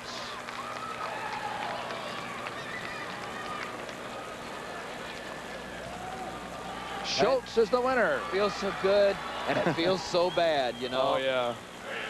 For every winner, there's a loser, but in the long run. Let's go to the awards now for 119 pounds. 1A presenting the Class 1A 119-pound awards, Coach Kent Ekness of Rock Valley. 6th place, Eric Hart, Coon Rapids Bayard. 5th place, Brian Watts, Corning. 4th place, Brian Feld, Rockwell Central Lytton. 3rd place, Chris Westfall, Wyoming Midland. Runner-up, Darren Hellman, Gilbertville Don Bosco. And the 1A 119-pound champion from Rock Valley, Kirk Ekness. How about that? Ken Ekness puts the medal on Kirk Ekness's winning form up there on the 119-pound stand at 1A. Rock Valley's champion, Kirk Ekness. He beat Darren Hellman 13-5. Now we have the 2As. Presenting the Class 2A 119-pound awards, Coach Bob Galick of Carlisle. 6th place, Will Thompson, Jefferson Scranton. 5th place, Jason Dyer, Pleasantville. 4th place, Matt Purdy, Owine. 3rd place, Larry Dobson, Nevada. Runner-up, Terry Zurich, West Lyon, Inwood. And the 119-pound 2A champion from Carlisle, Doug Titus. 2 titles in a row for that happy young man. Let's go to Dick Trotter for a floor report. All right. At 7-5 was the score. It's surprising because it all happened so fast. Mark Brandenburg, your state champion from Emmetsburg at 125 pounds, was outscored in the third period, but he won it 7-5 over Will Smith. Sixth place, Troy Carlson, Mason City. Fifth place, David Kjelgaard, Lewis Central, Council Bluffs. Fourth place, Greg Myers, Burlington. Third place, Scott Naughton, Iowa City, City High. Runner-up, Matt Ryle, Fort Dodge. And the 3A 119-pound champion from Dubuque Waller, Will Kelly. Will Kelly, the champion at the 3A division, 119 pounds. Now we're going to 130 pounds. And here we have an opportunity to see a man going for his fourth title. It's Jeff McGinnis of City High of Iowa City. He'll be wrestling Newton's Rod Ergenbright. And we asked earlier Jeff McGinnis, what were his thoughts coming into this four-time championship match? I'm just thinking I want to go out there and have fun. It's my last high school match of my career. Go out there. I eventually want to pin my guy, but I just want to take it to the guy. That's Jeff McGinnis. I just want to take it through the guy. I think that's probably been the attitude he's had since he started wrestling, and he certainly has just taken it to most of the guys that he's Well, 170 straight matches in high school. He's already signed on at the University of Iowa. He is, he's tough. He just goes at you. He's pinned everybody in this meet so far. He's extremely solid. You'll see him keep good position. Rod Ergenbright of Newton is only a junior.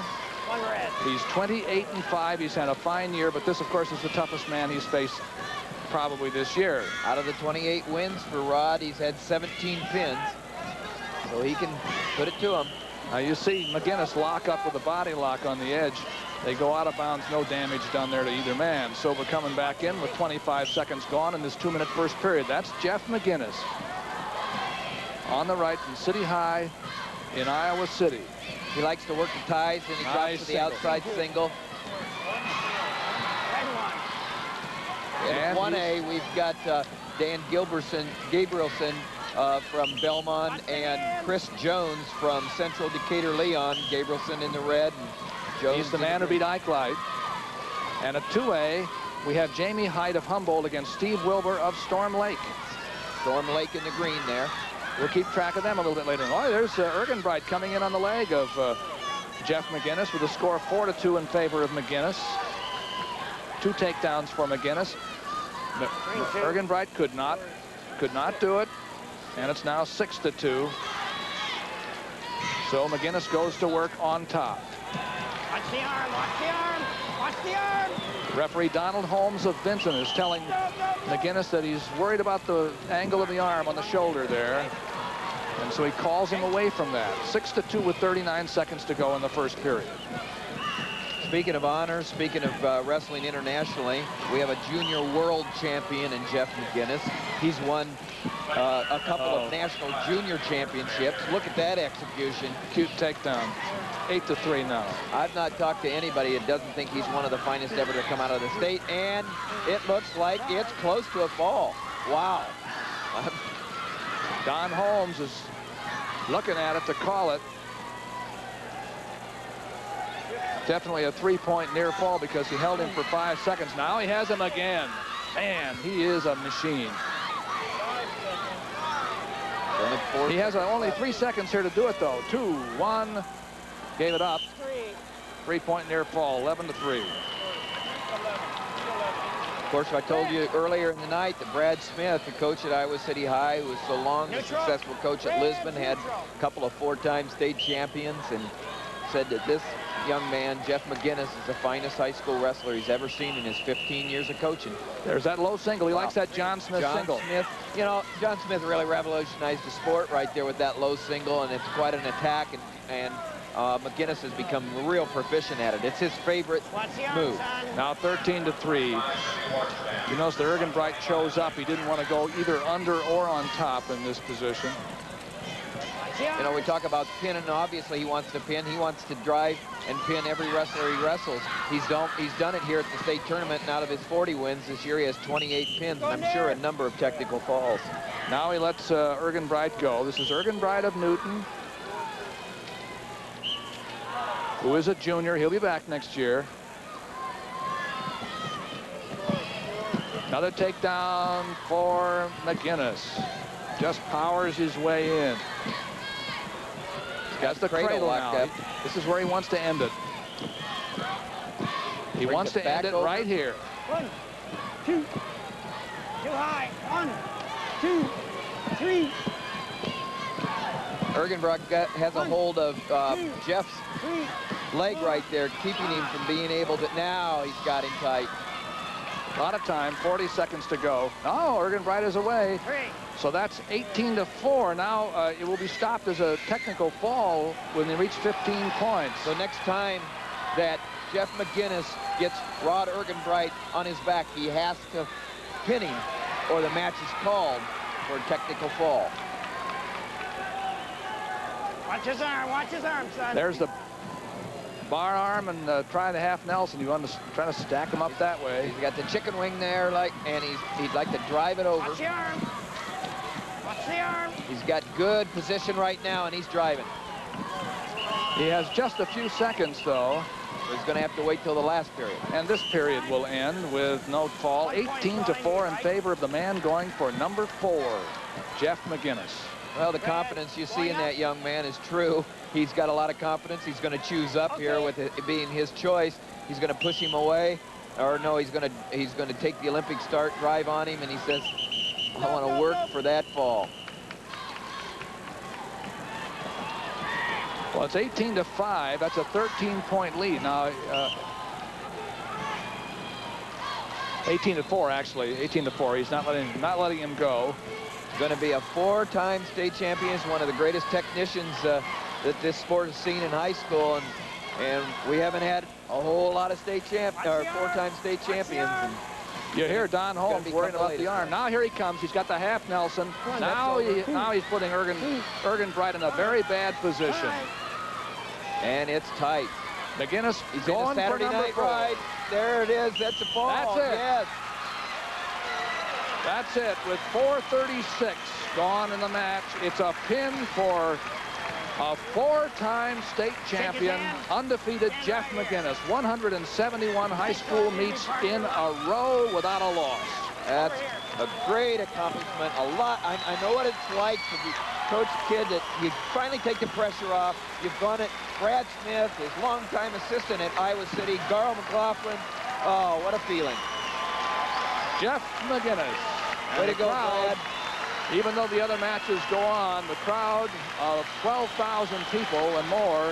There's the Hawkeyes giving. They're here. I also want to mention Clyde Dean, longtime coach at Iowa City High, who was the coach for a couple of years with Jeff McGinnis. He's here in the stands. I'm sure he's very proud of this young man.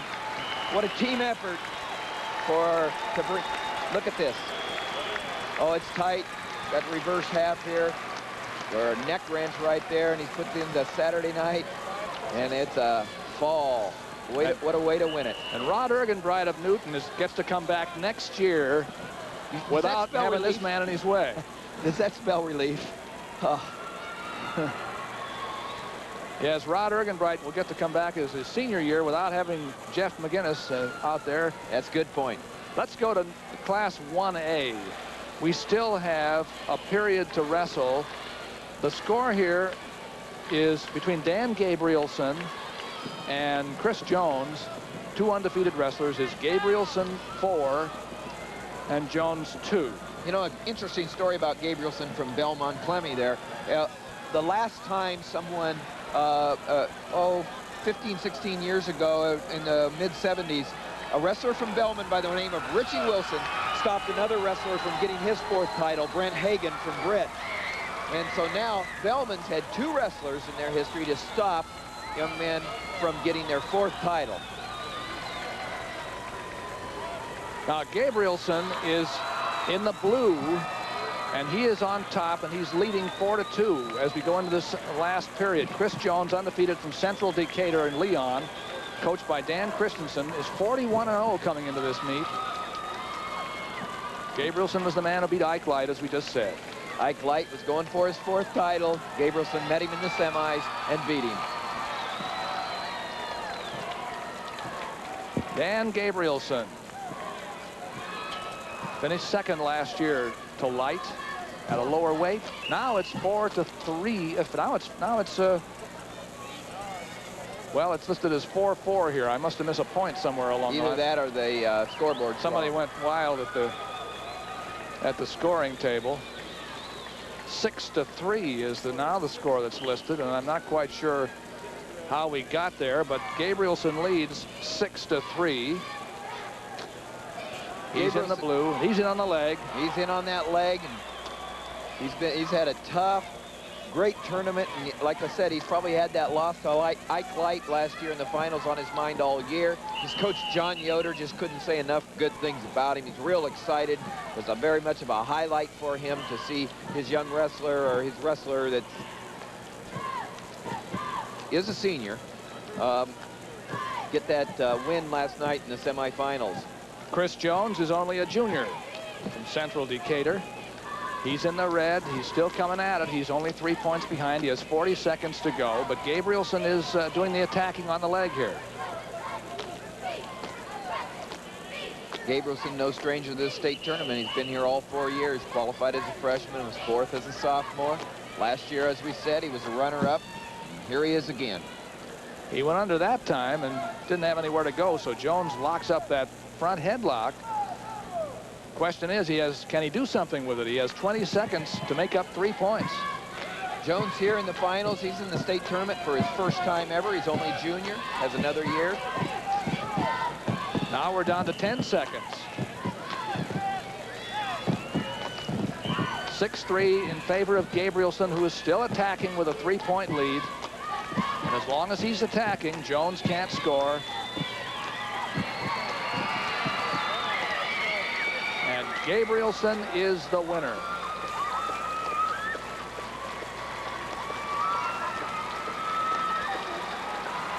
Gabrielson the winner. He beat Ike Light last night in the semifinals, and he finishes a 34-0 year. Big year for that young man, coached by John Yoder. That's a big win. So often you come off a huge win in the semis, one you've been pointing towards, and there's a letdown. Let's go to the awards for 125 pounds 1A. Coach Kent Eckness of Rock Valley. Sixth place, Charlie Beach, LeGrand East Marshall. Fifth place, Colby Yoder, Belmont Clemmy. Fourth place, Don Even, Wapsie Valley Fairbanks. Third place, Tony Milkoff, Cedar Rapids LaSalle. Runner-up, Brad Canoyer, Carson, Macedonia. And the 1A 125-pound champion from Rock Valley, Mark Schultz. Attaboy, Mark.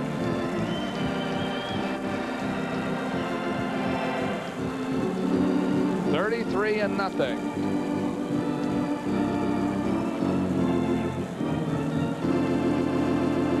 34-0 this year, actually.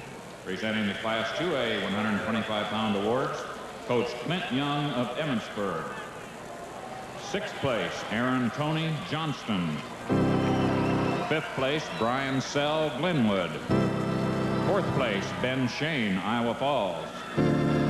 Third place, Danny Stevens, Centerville. Runner-up, Will Smith, Manly North Central, North K. And the 125-pound 2A champion from Emmitsburg, Mark Brandenburg. Mark Brandenburg, champion from Emmitsburg. Not the first from that school, and I'm sure not the last. Coached by Clint Young.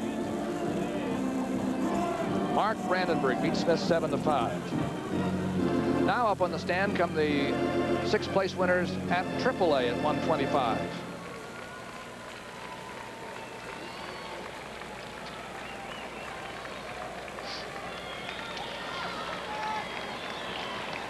Presenting the Class 3A 125-pound awards, Coach Gene Doyle of Cedar Falls. Sixth place, Wade Odlin, Webster City. Fifth place, Matt Young, Indianola. Fourth place, Scott Bailey, Clinton. Third place, Jay Dickey, Waterloo West. Runner-up, Victor Martinez, Fort Madison. And the 3A 125-pound champion from Cedar Falls, Zach Geary. Zach Geary from the team that's locked up the 3A title, Cedar Falls. Here's Dick Trotter with a special guest. And And we'll have that special guest in just a second. But first, we want to announce that Jamie Height of Humboldt has defeated Steve Wilbur of Storm Lake by the margin of 4-2. There you see an excited Jamie Height. Right now, another excited young man from Iowa City in Class 3A competition and four-time state champion, Jeff McGinnis. Jeff, when the score was 18-4, what'd you have in mind? I just wanted to put him on his back and not let him off, knowing that I was going for the fall. I wanted to pin my way through the tournament, and I was able to do that. I wasn't sure. He was pretty flexible. I tried to, and they were early in the match, but I wasn't able to. You're in pretty select company right now, only 9 altogether. Yeah, I was kind of sad that I couldn't make it either, but, I mean, that helped me realize. My dad told me right before that match, he goes, you see what can happen. That helped me all stay focused. You could have written a script when you were a freshman. Would you have predicted 171-0? I really don't know. At the time after I won my match, I was really thinking about it, so I really didn't know if I was going to be capable of doing it.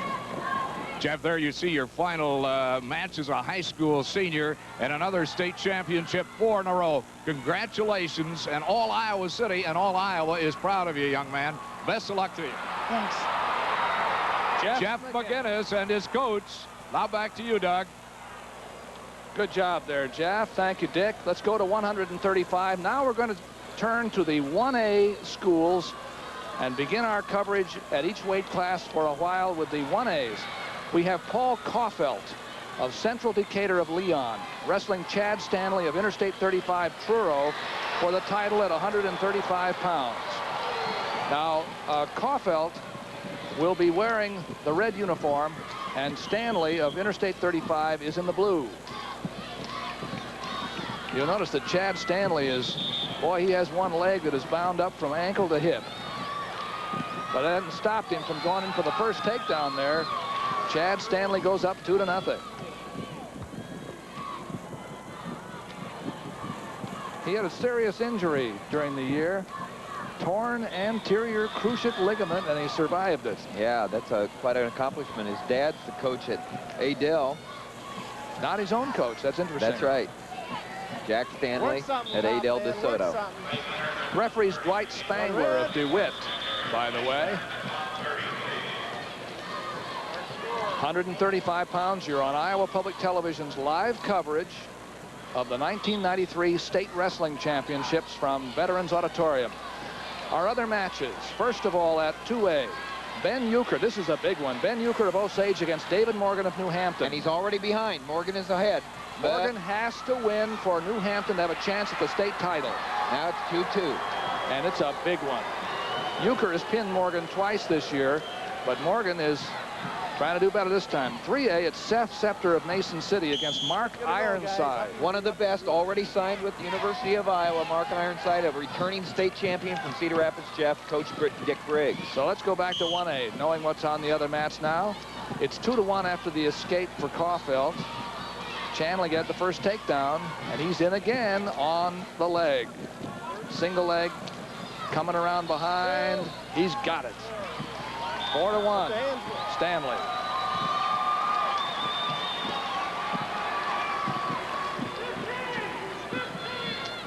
Kaufelt has already beaten Stanley twice. His only 2 losses. Stanley's is to the man he's facing right now. Well, Stanley's up by 2 takedowns here. You know who? Uh-oh. Kaufelt now coming across in a scramble, and it ends the first period with no change, 4-1. I think these two know each other. Kaufelt is 40-1. You know who his loss is to, Doug? I got 1 red. The man he's wrestling. So they're 2-1 this year. 2-1 this year in the dual meet sectional finals and district finals. There's Coach Randy Calvert from Interstate 35. And Kaufelt had his choice, by the way. Stanley deferred to him. So Stanley will have his choice in the last period. Kaufelt decided to go under. Stanley says, I'm going to go on my feet with you, young man. 4-3 here. No, did they give him a takedown? They gave the escape at the end of that period. Yes, yes. So they had a discussion, the referee and mat judge, and decided that Kaufelt deserved a point for an escape, and he got it. And now he has another one. It's 4-3. 4-3 in favor of Stanley on the left. Don't block. Don't block, Green. Chad Stanley's blocking off with his head and his arm right there, making it real tough for Caulfield to get in. They know each other so well. They know each other's moves, and it's going to be, the margin of error is very, very small for each of these young men. Caulfield in the red uniform. He got here by beating Herbie Buell of Alum and North Polk 11-1. He pinned Ben Lenny of Belle Plaine, and then he beat Corey Davis of Wapsie Valley 8-5. Stanley got here by beating Ian Mall of Dallas Center 9-5. Thatcher Bell of Mason City Newman 6-4. And another toughie, Ryan Schweitzberger of Kingsley Pearson 12-10. This timeout is being taken to look at Stanley's knee. Caulfield's won 125 matches in his career.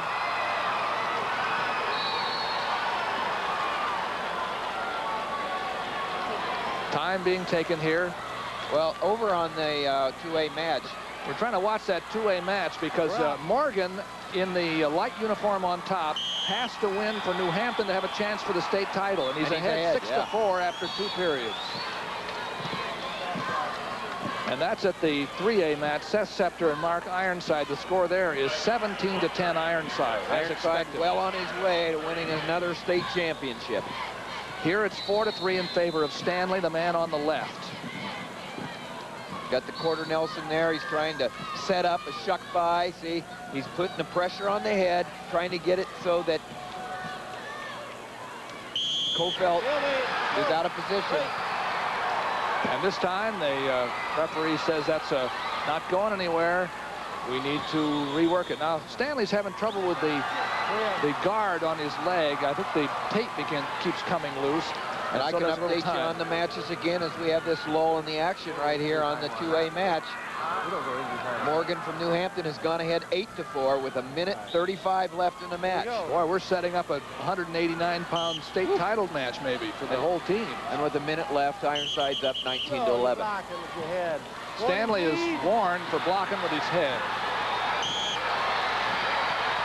Morgan scoring points with the back over on that 2A match, but right here, look at this. They're fighting for position right here, Stanley and Caulfield. We've got Morgan trying to pin Euchre from Osage, and he's up 10-5 right now with a minute left. And if he wins, we'll go to that 189-pound match between the two representatives of these two schools in the 2A championships. Chad Kodum of West Lyon and Chad Utley of New Hampton to decide the team title. Well, and this is an interesting match over here with Morgan and Euchre, because Euchre's pinned Morgan twice this year, but they were good matches, and Morgan's rising to the occasion right now. Here we are at 1A, Paul Caulfield and Chad Stanley. A good match, 4-3. We just started the 3rd period, and Stanley is on the underside, this time leading by a point. You can see that leg all bandaged up, and as Doug told you earlier, he survived torn anterior cruciate ligaments. He's got that thing wrapped from the ankle all the way up to the thigh, and he's a courageous young man to be out there. Not go anywhere, guys. Let's go. Stalemate. Referee Dwight Spangler of DeWitt calls him back to the center again, and once more, here comes Stanley. The tape is coming loose on his guard. We got 12 seconds left. It's about 11 seconds left in that 2A. It's 12-6 New Hampton. It looks like it's going to come down to 189 for the 2A state championship. And Mark Ironside has won his championship. Here is Caulfield on the top, but trailing by a point. Caulfield in the advantage position over Chad Stanley, trailing 4-3. He needs to turn Stanley or else let him go and try to take him down. And the winner, by the way, was David Morgan, so 12-6. So we're setting up a championship match at 189, which will decide not only an individual title, but a team title at 2A. Look forward to that. That's coming up at 189 pounds. Second loss for Osage tonight in the finals. Wasn't a good finals night. Come on, let's go. Get her going. We have a minute here to go with the score 4-3 in favor of Stanley. But Stanley's in the bottom here, has not been able to get out. But Caulfield hasn't been able to turn him. He's going to have to make a decision here very soon about whether to let him out and try to take him down or continue trying to turn him. He has not been able to turn him. Coach Dan Christensen, a little body English in the corner. He's urging his young wrestler to try to come out, try to come up. You see him glance over to his coach now. He's on his side. He's watching him on top. His wrestler Caulfield is on top right now, and he's just trying to get him to tilt, get that tilt with his armbar series. He's going to stay with it. Must feel very comfortable on the mat there with his turn. Down. So now with 34 seconds to go, he's going to go take the international start. He's going to let him go and try to tie it with a takedown. So there it is. It's all you can do. Oh, yes. He dropped in on the leg. He has got it tight. He could finish this off if he can shake Stanley away. The longer he stays there, the harder it's going to be, and they're going to call a stalemate. It's 5-3. We're down to 15 seconds. What he needs here, it doesn't matter whether Stanley's going to his back. He needs control. Caulfield does. What do you think? Actually, I thought he might try to tie him up and hold him to his back there, but it's not possible. 10 seconds to go. 10 seconds to go. And Stanley in the blue leads by 2. Stay in there. And Stanley's going to win. And that's it. State championship for Chad Stanley. Good job, both. Evens up his year with these two. 2-2. 2-2. Looks like it. Good job. And the big one goes to Stanley. And another winner. Let's get some awards at the 130-pound class. 1A, first of all. Class 1A, 130-pound awards. Coach John Yoder of Belmont Fleming. 6th place, Derek Morris, Lennox. 5th place, Shane Manning, New London. 4th place, Jason Keating, Winthrop, East Buchanan. 3rd place, Ike Light, Lisbon. Runner-up, Chris Jones, Leon, Central Decatur. And the 1A 130-pound champion from Belmont Clemmy, Dan Gabrielson. A happy young man from Belmont Clemmy, Dan Gabrielson. Came from 2nd place in a lower weight last year to 1st place this year. That's the 1A standings as it's. We see them now. Lisbon has locked it up. Don Bosco 2nd. Rock Valley doing well too. Has come up to 3rd. Presenting the class 2A. Here are the 2A pound awards. Awards at 130. Ron Wasaba of Humboldt. 6th place, Jared Duwa, Mid-Prairie Wellman. 5th place, Mark Zurif, West Lyon Inwood. 4th place, Justin Glider, Independence. 3rd place, Ryan Isaacson, Clarinda. Runner-up, Steve Wilbur, Storm Lake. And the 130-pound 2A champion from Humboldt, Jamie Height. Attaboy, Jamie. 2A champion at 130 pounds for Humboldt. We're going to see the team standings also here for the 2As. This one is the one that's getting to be exciting. We're going to have the championship settled at 189 pounds in the 2A class. Well, it doesn't get any more exciting. Yeah. Now, actually, it's higher than that because it's actually 86 to 84 now, or 86. Yes. 82. I mean 83. 83. Because New Hampton won another match. That's right. And it will be settled at heavyweight. There's the 3A. Cedar Falls has won it there. Lewis Central's up to 3rd. Let's go to 3A at 119. At 135. 4th place, Curtis Anderson, Fort Dodge. And 3rd place, Paul Peterson, Cedar Rapids Prairie. Runner-up, Rod Ergenbright, Newton. And the Class 3A 130-pound champion, his 4th time as state champion, and also the 4th undefeated wrestler in Iowa high school history, Jeff McGinnis, Iowa City, City High. And 12,000 in the Veterans Auditorium again stand to honor this young man. It's interesting that Carl McLaughlin was the one that gave him the medal there, the only coach to be with him all 4 years. Jeff McGinnis. Let's go to Dean Borg. David Morgan of New Hampton was completely emotionless throughout his match with Ben Euchre of Osage because Euchre had pinned him twice this year. That's the only emotion he showed in the entire match, but now he shows it because he is the champion at AA, 135 pounds, decisioning Euchre 12-6 tonight. Dick? All right, Dean. Mark Ironside of Cedar Rapids Jefferson High School becomes a two-time state champion for the Jayhawks as he defeated Seth Scepter of Mason City by the margin of 25-16. There you see Mark, a very happy young man, now a two-time state champion for the Jayhawks of Cedar Rapids Jefferson. Doug.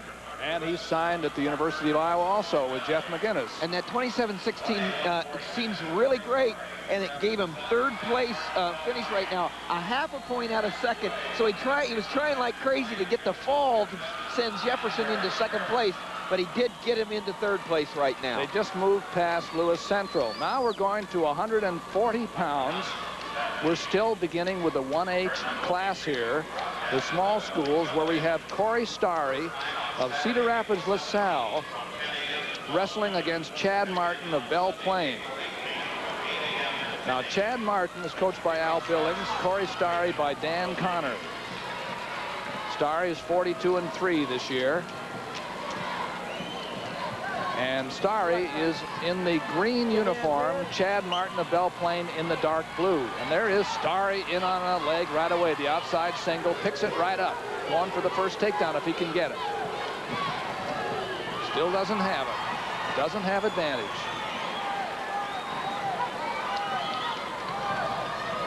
Third time in the state tournament for Corey Starry. Good whizzer by Martins, keeping him out of here. Oh. Good scramble, and this not settled yet. Wow. It's a tough whizzer there by Martin, who's got a lot of length. The Starry, he has beaten the #1 and #2 ranked wrestlers in this tournament to get to the finals. That's an accomplishment in itself. I'm sure he'd like to finish it off. Chad Martin from Belle Plaine also here in the state tournament for the third time. He pinned his first two opponents in the tournament. Chad Martin, no score there. Now at 2A, we have Ryan Jensen of Winterset against Kirk Stansbury of Sheraton for the championship. And at the AAA mat, Wade Anderson of Waterloo West goes against John Tornberg of West Des Moines Valley in what is a replay of last year's third place match.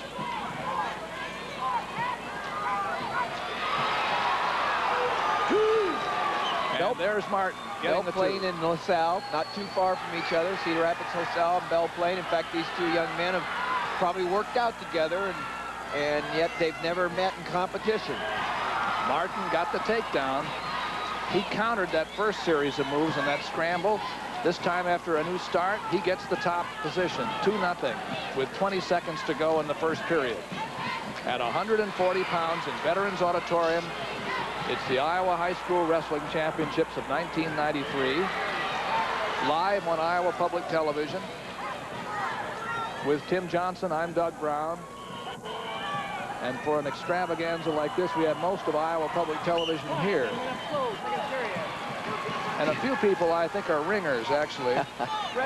Because lots of mats, lots of people, lots of things going on. Well, you know, wrestling's one big family anyway. You know, not only Iowa Public Television, but the family tradition lives on out here in wrestling. This young man that's getting down in referee's position, Chad Martin, is a nephew of Bob Yelich, a star for Belle Plaine and then Co-College. Oh, here is Starry. And he's in trouble here.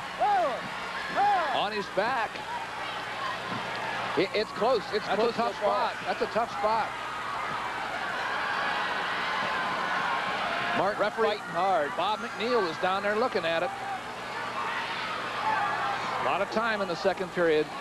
And Martin survived that, but it's a 3-point near fall, makes it 3-2 in favor of Starry. Tell you, when he started underneath, I don't think Martin expected that to happen.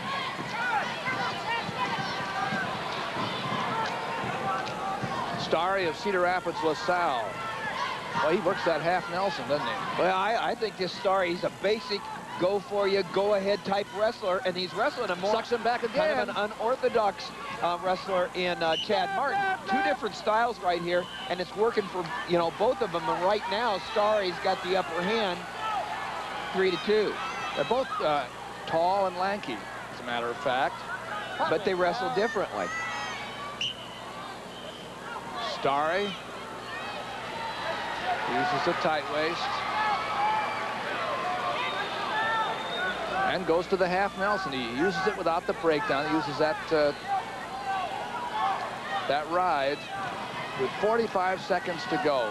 The difference I was talking about is Starry's going to put in a half Nelson. He says, okay, I've got the half in. I'm going to drive it, and this is exactly what I'm going to do. If you can stop me, fine, but that's what I'm going to do.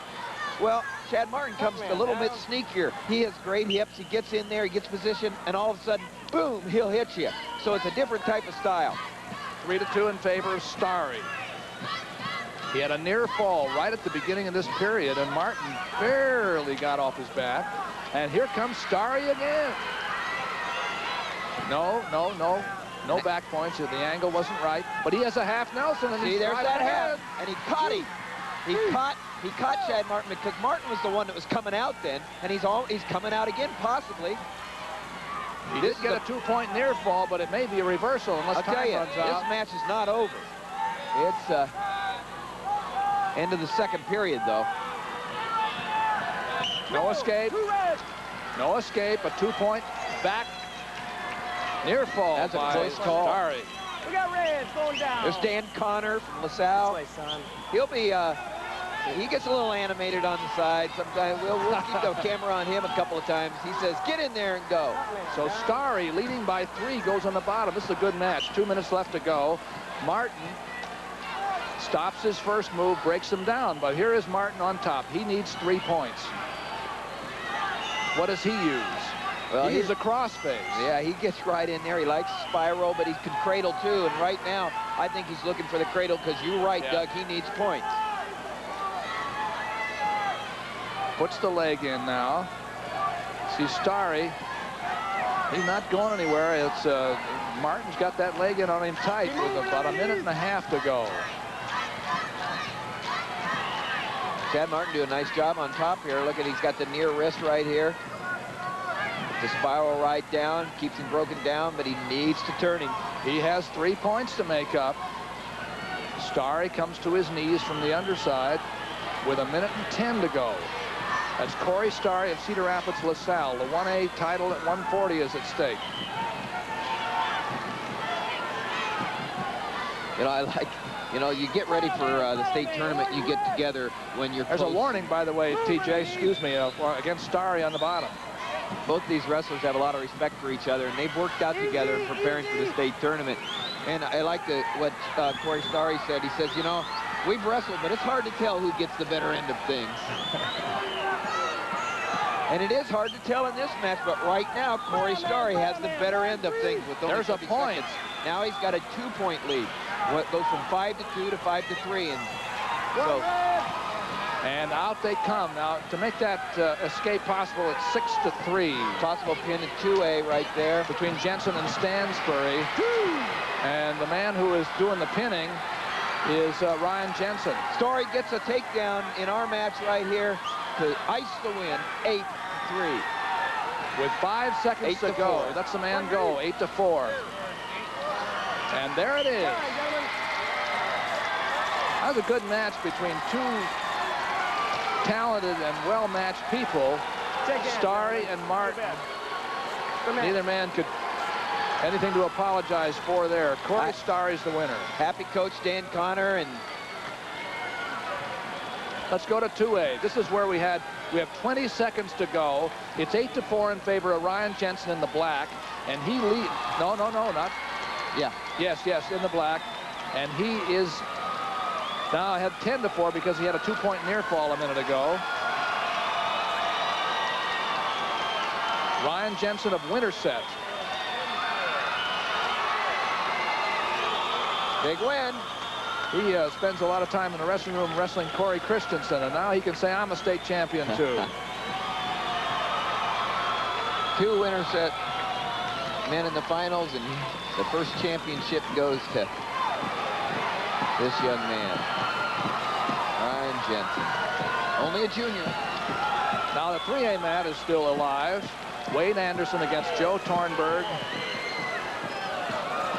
Wade Anderson against Joe Tornberg. Now John Tornberg of West Des Moines Valley is leading here 4-3 with only a half a minute to go in the match. And that is Wade Anderson taking the shot underneath. He's from West Waterloo, coached by Don Huff. He's trailing by 1. Tornberg, of course, coached by Vern Hill. And there comes Anderson. If he drives through, he's got a takedown. He just got to keep on driving. Got to cut off, or Tornberg's going to be able to scoot around. 10 seconds to go here. That's 2 points for Tornberg, it looks like, and nobody calling here.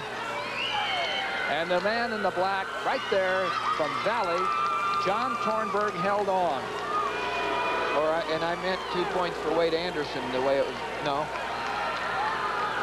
John Tornberg is the winner, 4-3. Now the story of that goes back to last year, you know, when they wrestled for 3rd place. They wrestled for 3rd place last year, and Wade Anderson won, and Tornberg gets it back. Let's go to 1A championship awards at 135. 6th place, Ben Lenny, Belle Plaine. 5th place, Larry Anderson, Winthrop, East Buchanan. 4th place, Corey Davis, Wapsie Valley, Fairbank. 3rd place, Ryan Schweitzberger, Kingsley Pearson. Runner-up, Paul Kofelt, Leon Central Decatur. And the 135 1A champion from Truro I-35, Chad Stanley. Chad Stanley gets a big hug from Randy Calvert, his coach. The coach of the winning wrestler gets to give the awards. It's always a nice touch. 135 pounds. Now we're going to 2A. This was a monster match, in importance for state team title, because it was between Osage and New Hampton, who will settle it at 189 pounds. The team title will be decided there. Severson of New Hampton. 6th place, Brian Gilmore, Spirit Lake. 5th place, Dax Weedman, Dyke, New Hartford. 4th place, Damon Wick, Mediapolis. 3rd place, Lee Hansen, Tama, South Tama. Runner-up, Ben Euchre of Osage. And 135-pound 2A champion from New Hampton, David Morgan. Got beat by Ben Euchre twice during the year. Not only beaten, but pinned. And he saved the best for last. And he can afford a big smile up there on the top. He'll have an even bigger one if the 189-pound match turns New Hampton's way, but we'll have to see what happens when we get there. Now the 3A awards at 135. 3A 135-pound awards. Coach Dick Briggs of Cedar Rapids, Jefferson. 6th place, Jason Kenny, Lewis Central, Council Bluffs. 5th place, Todd Johnston, Fort Madison. 4th place, Dustin Johnson, Des Moines Roosevelt. 3rd place, Jerry Basie, Pleasant Valley. Runner-up, Seth Sefter, Mason City. And the 135-pound 3A champion from Cedar Rapids, Jefferson, Mark Ironside. The winner, Mark Ironside, for his coach Dick Briggs in Cedar Rapids, Jefferson. 2nd year in a row. Mark Ironside. The only loss he had this year was when Jeff McGinnis came up a weight, and they'll try it out in the Iowa Wrestling Room next year. The two of them both signed for the Hawkeyes. Mark Ironside. Well, we're coming up to 145 pounds, and we're still in the 1A division. We're going to be talking about Kevin Brisker of Lisbon, who finished 4th last year at a lower weight. There's Chris Lembick stepping out there, right there in the light colored jacket. 2nd year out of Northern Iowa. 2 state titles for Lisbon. The 1A team standings have Lisbon on top. They came to this tournament with 5 wrestlers. They lost Ike Light in the semis. He didn't get his 4th team title, but they had enough to wrap it up before we ever got to the finals. There they are. Lisbon, Don Bosco, Rock Valley, Belle Plaine, Clarksville. Boy, 5 teams that are in there every year. Lembeck, 2 years coaching, 2 state championships. Not bad. Not bad at all.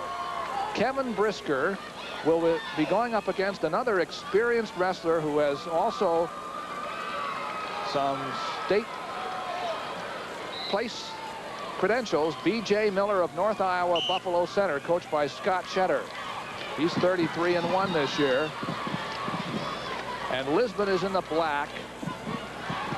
The red anklets, the red bands, and the light blue is B.J. Miller of North Iowa Buffalo Center. 2-minute by first period. Scott Shetter. Gene Luttrell is the official here. He's the referee. Kevin Brisker. The 2A match is between Corey Christensen going for number 3. We'll watch that winner set. And Brad Horton of Norwalk. And the 3A match, Mark White of West Des Moines Dowling and Jason Francis of Dubuque Wahlert. We'll keep track of those as we go too. But Kevin Brisker got the first takedown here. Move up, don't stay down there. In the 1A match over B.J. Miller. Brisker's been here before also. He was fourth at 135 last year. And Miller was 5th last year at 135 at the 2A class. Brisker's coming off a late start this year due to a broken foot and ending up his rest of the regular season undefeated. So he's come on. Here's a takedown. Oh, he shifts gears there real nicely. He switched off, went to his left, a little duck on the mat, and came around for 2 points. And he's hanging in there tough on top. Kevin Brisker.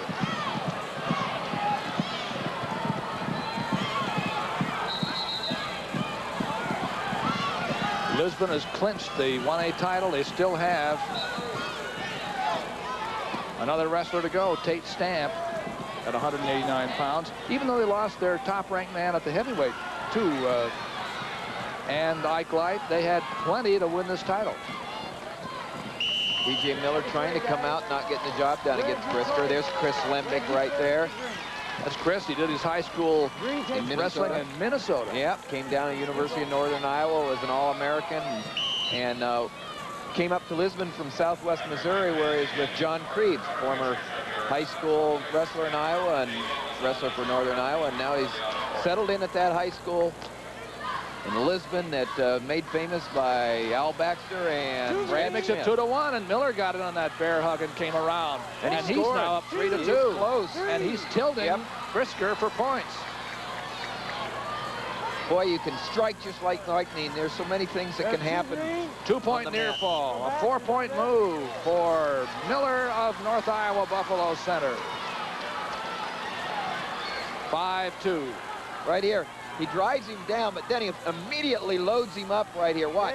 He's got the wrist trapped on the far side. He's got his hips loaded up on his, and he's tilting him past 45 degrees for 3 seconds and gets 2 points. Miller confident on his feet, lets Brisker go.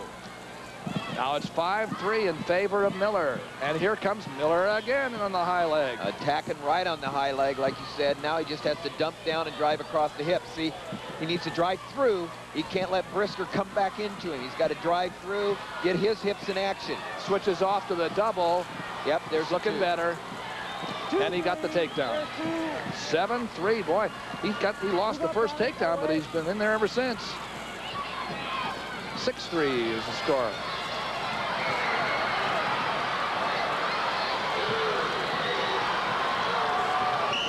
Get back, guys. Hustle. In the second period. There's Scott Shetter from North Iowa and former Eagle Grove high school wrestler in the 70s and wrestled for Wartburg. 6-3. Takedown. Second takedown by B.J. Miller put him up by 3 points. With a half a minute to go in the second period. I gave earlier Miller a point he didn't have because the period had changed. We're in the second period now instead of the first. And he had no escape. He's trying to tilt Brisker again.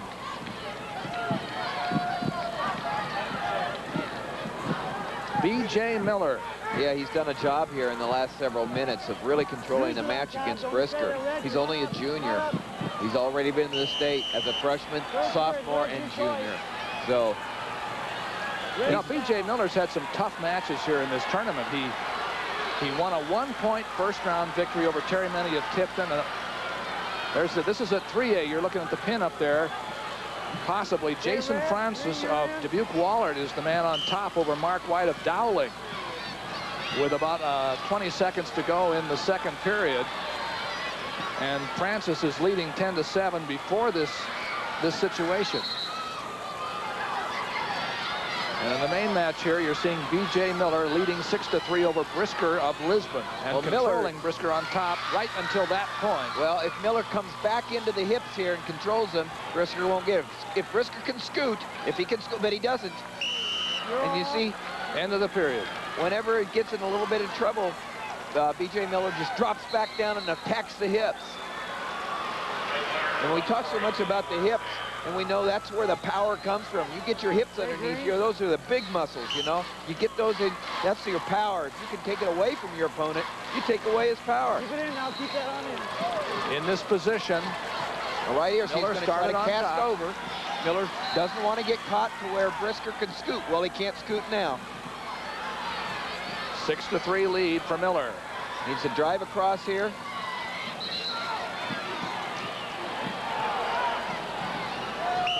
Miller controlling 2-1.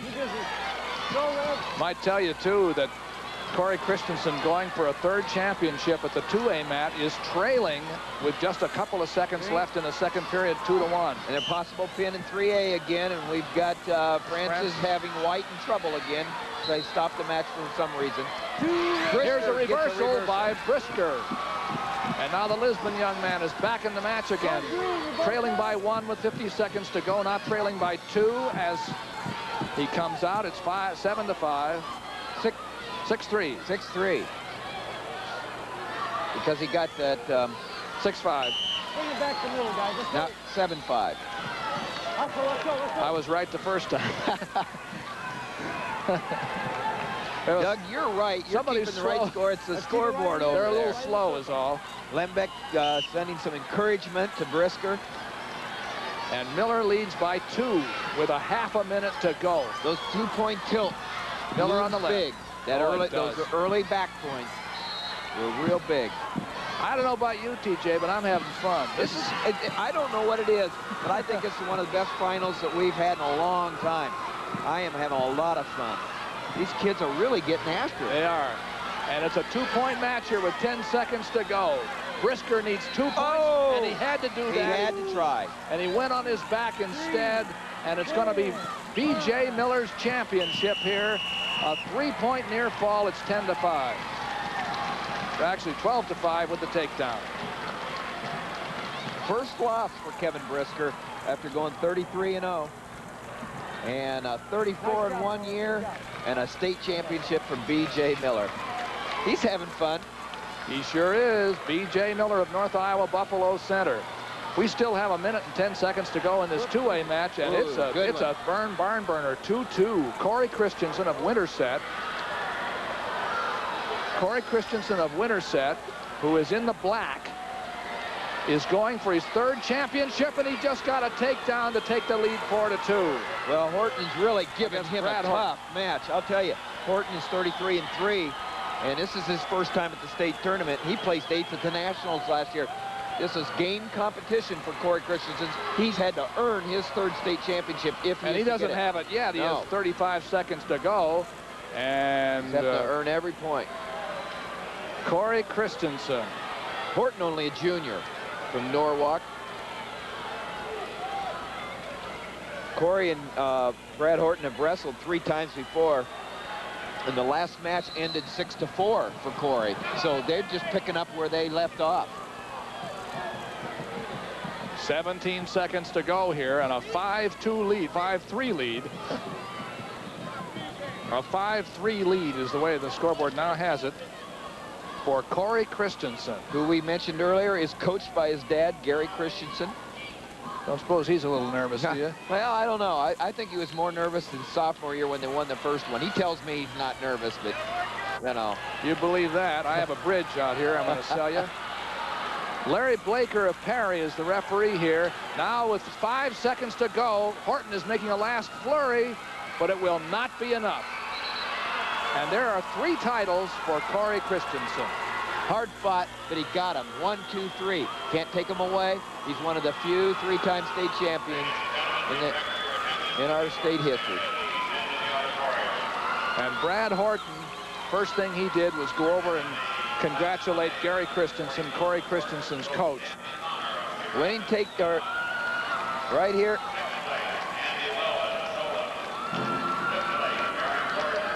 There it was, the reversal. Just a scramble. Let's go to the awards at 140 at 1A. Chad Martin, Belle Plaine. And the 1A 140-pound champion from Cedar Rapids, LaSalle, Corey Starry. Corey Starry. He won 8-4 over Chad Martin. He can walk down the streets of halls of Cedar Rapids, LaSalle, and he's the state champion. Here are the 2A winners, top 6. 140-pound awards. Coach Gary Christensen of Winterset. 6th place, Corey Coleman, Manchester, West Delaware. 5th place, Aaron Street, Osage. 4th place, Brandon Nissen, DeWitt Central. 3rd place, Aaron Hollengren, Adel DeSoto. Runner-up, Kurt Stansberry, Sheraton. And the 2A 140-pound champion from Winterset, Ryan Jensen. So actually, Winterset gets 2 champions, 2 weights in a row. And you know, that helps when you have 2 men that good against each other in the wrestling room. You can see where they came from. Well, that's right. They make each other that good. Ryan Jensen won 10-5 over Kurt Stansberry of Sheraton. Up come the 3A. Top 6 at 140. 140-pound awards. Assistant head coach Bob Hinton of West Des Moines Valley. 6th place, Baramy Osandro, Eldridge North Scott. 5th place, Chris Deegan, West Des Moines Dowling. 4th place, Dusty Kofel, Cedar Rapids Prairie. 3rd place, Eric Coble, Cedar Falls. Runner-up, Wade Anderson, Waterloo West. And the 3A 140-pound champion from West Des Moines Valley, John Thornburg. 4th place last year to Wade Anderson's 3rd. He's the champion this year at 140 pounds. Let's go to Dick Trotter for a floor report. All right, in our match for the 145-pound 3A championship, it was a doozy. And I'll tell you, the Dubuque champion here is Jason Francis. It was back and forth scoring, 15-8 over Mark White of West Des Moines Dowling. Quite a win for Jason Francis of Dubuque Waller. Coached by Tom Horton. Thank you, Dick Trotter. Now we're up to date through 145 pounds, and here we go to a new class. We go to the double A's, the 2A schools from 152, well, actually right on through the finish as the beginning match at each weight. Double A, 152 pounds, Ryan Cummings of Mediapolis against one of the Fullhart brothers, Howard Fullhart from Decorah. This should be a good one. Should be a good one. This will be at 2A. We've been seeing some good matches, just shots of them down here before. Now we're in, this is the black mat, and this is the 2A mat. Ryan Cummings in the black and Howard Fullhart in the blue. I really like both these wrestlers. I like Ryan Cummings. He's got good position, good hips. He sprawls really good, as he shows right here, and puts a lot of pressure on his opponent. Howard Fullhart from a great wrestling family. They had a brother, he has a brother in the final, Lee, that's coming up. So 2 brothers in the finals. They had a brother, Bill, who was 2nd in the state in 1990. And they got another brother that's wrestling on the team, Bob, that just barely missed making the state by 2 points. Did he get the 2? Yes. Howard Fullhart got the first takedown. Ryan Cummings is interesting, too. He just got out for the escape, 2-1. Referee's Mike Exline of Charles City. You've seen Mike many times on our college wrestling series. He's the head referee here. This is the 1A match between Rob Wadley of Southeast Warren and Liberty and Tim Norton of Clarksville. Clarksville's 5th in the team standings right now. And at the 3A, we have Greg Halser of Cedar Falls, champion Cedar Falls, wrestling Adam Bendorf of Lewis Central of Council Bluffs, which stands, Lewis Central now stands 3rd. Ryan Cummings got the takedown, but Fullhart comes back and reverses him for a 4-3 edge. Fullhart is, and you were talking about Ryan Cummings. I suppose you were going to talk about the fact that he qualified for the state in Iowa his freshman year, and then he moved to Minnesota and won the state championship. Then he comes back and wins the state championship in Iowa. And so, is that what you were going to say? That's exactly what I was going to say. In other words, these two have credentials. Look at that. You got to give credit right there to Howard Fullhart for taking the hips and just flattening old Ryan Cummings so that he was able to get that reversal. Ryan Cummings needs to not stay belly down right here. He needs to get his hips underneath him, and he needs to explode out. But that's easier said than done when you got a horse like Howard Fullhart on top of you, putting the pressure on you and trying to wear you down. 15 seconds less than that now, actually, to go in the first period. They're not saving anything, obviously, for tomorrow, because there is no tomorrow here. Well, you know what I noticed, Howard Fullhart, does he look like he's in awe of in any way of awe of wrestling a defending state champion? Doesn't look that way. No. Man, he's getting out of here. Period ends. Now we go to the 2 minutes. Second period. Whose choice is it? Looks like Cummings is thinking it over. And he takes down. Cummings will start underneath. Dan Cummings on the right-hand side in the white shirt and red tie is Ryan Cummings' dad and his coach. He's been at Mediapolis 17 years, 15 as the head coach. He's done a great job there and continues to put out wrestlers. Ryan's got a younger brother coming up. Stalemate. There's a warning against Fullhart.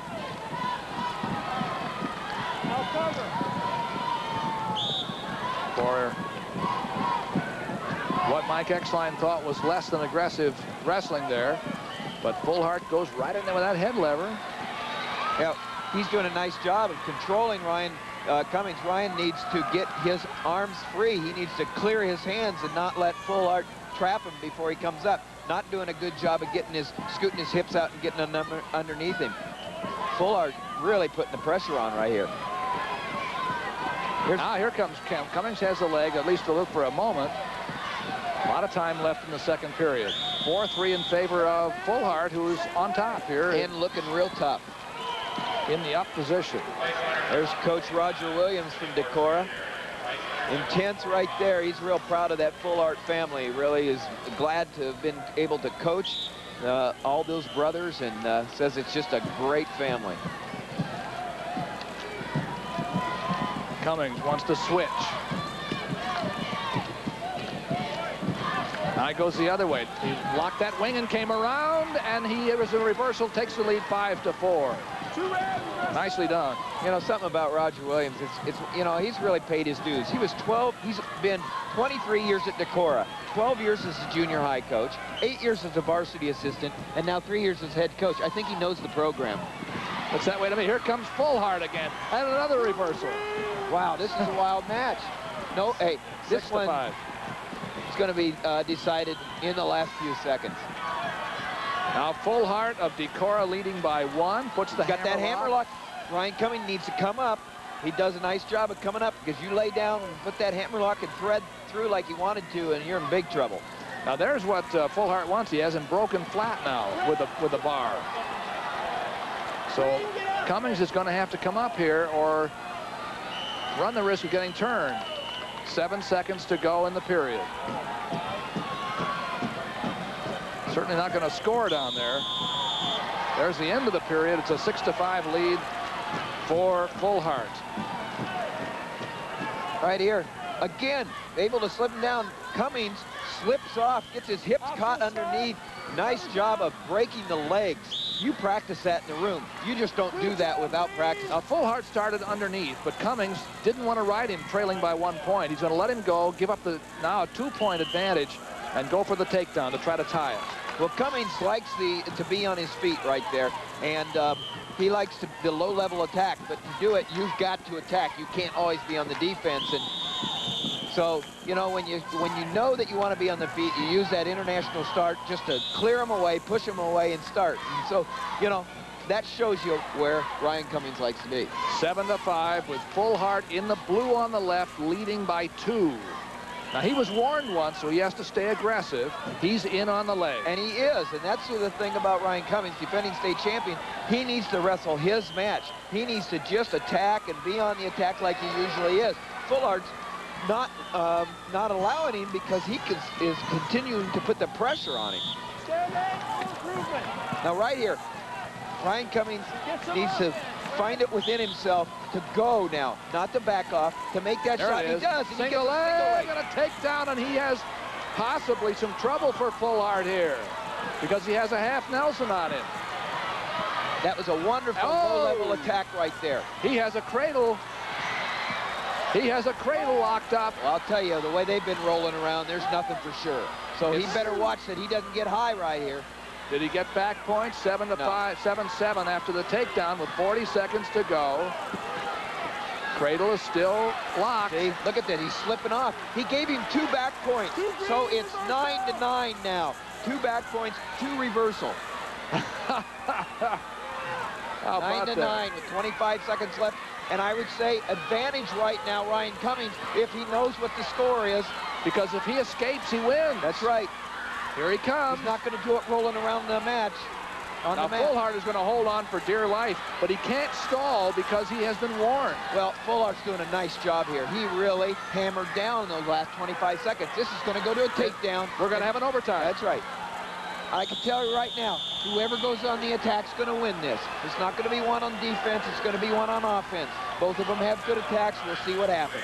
Okay, they don't give him any time here. They just go right at it, a 2-minute overtime. It's sudden death, my friend. The first point will win of any kind. The first point. Cummings of Mediapolis in the black. Fullhart of He's got the single leg. He needs Cummings to cut across. He's got to cut across or Fullhart, and he does. He cuts across. If he can come around, he's got his 2 points in a second state championship. But Fullhart is a scrambler. He's a scrambler. He's not done yet. He's hanging in there. He's hanging in there is right, Doug. And there it is. It goes to Cummings. I'll tell you what, heck of a match. That was both young men, a couple of winners right there. State champion Ryan Cummings finds a way to win, but not before Howard Fullhart really did a nice job, giving him all that he could handle. Great Ryan championship. Cummings of Mediapolis. And his dad, a happy dad, Dan Cummings. How about that? That's how it happened right there. He had the leg, was behind the arms, and he just, now it's, does he have control? Mike Exline says that's control. Okay. Now we have a 3A match still going. Greg Halser of Cedar Falls and Adam Bendorf of Lewis Central. That's Bendorf of Lewis Central in the dark uniform in the riding position, and he leads 7-5. Greg Halser of state champion team already. Cedar Falls, Bendorf of Lewis Central. This team will move up in the standings possibly if they can get another championship here. Halser, second last year, 145. He's also... Bendorf is penalized for stalling on top. Half a minute to go, and Bendorf has a 1-point lead.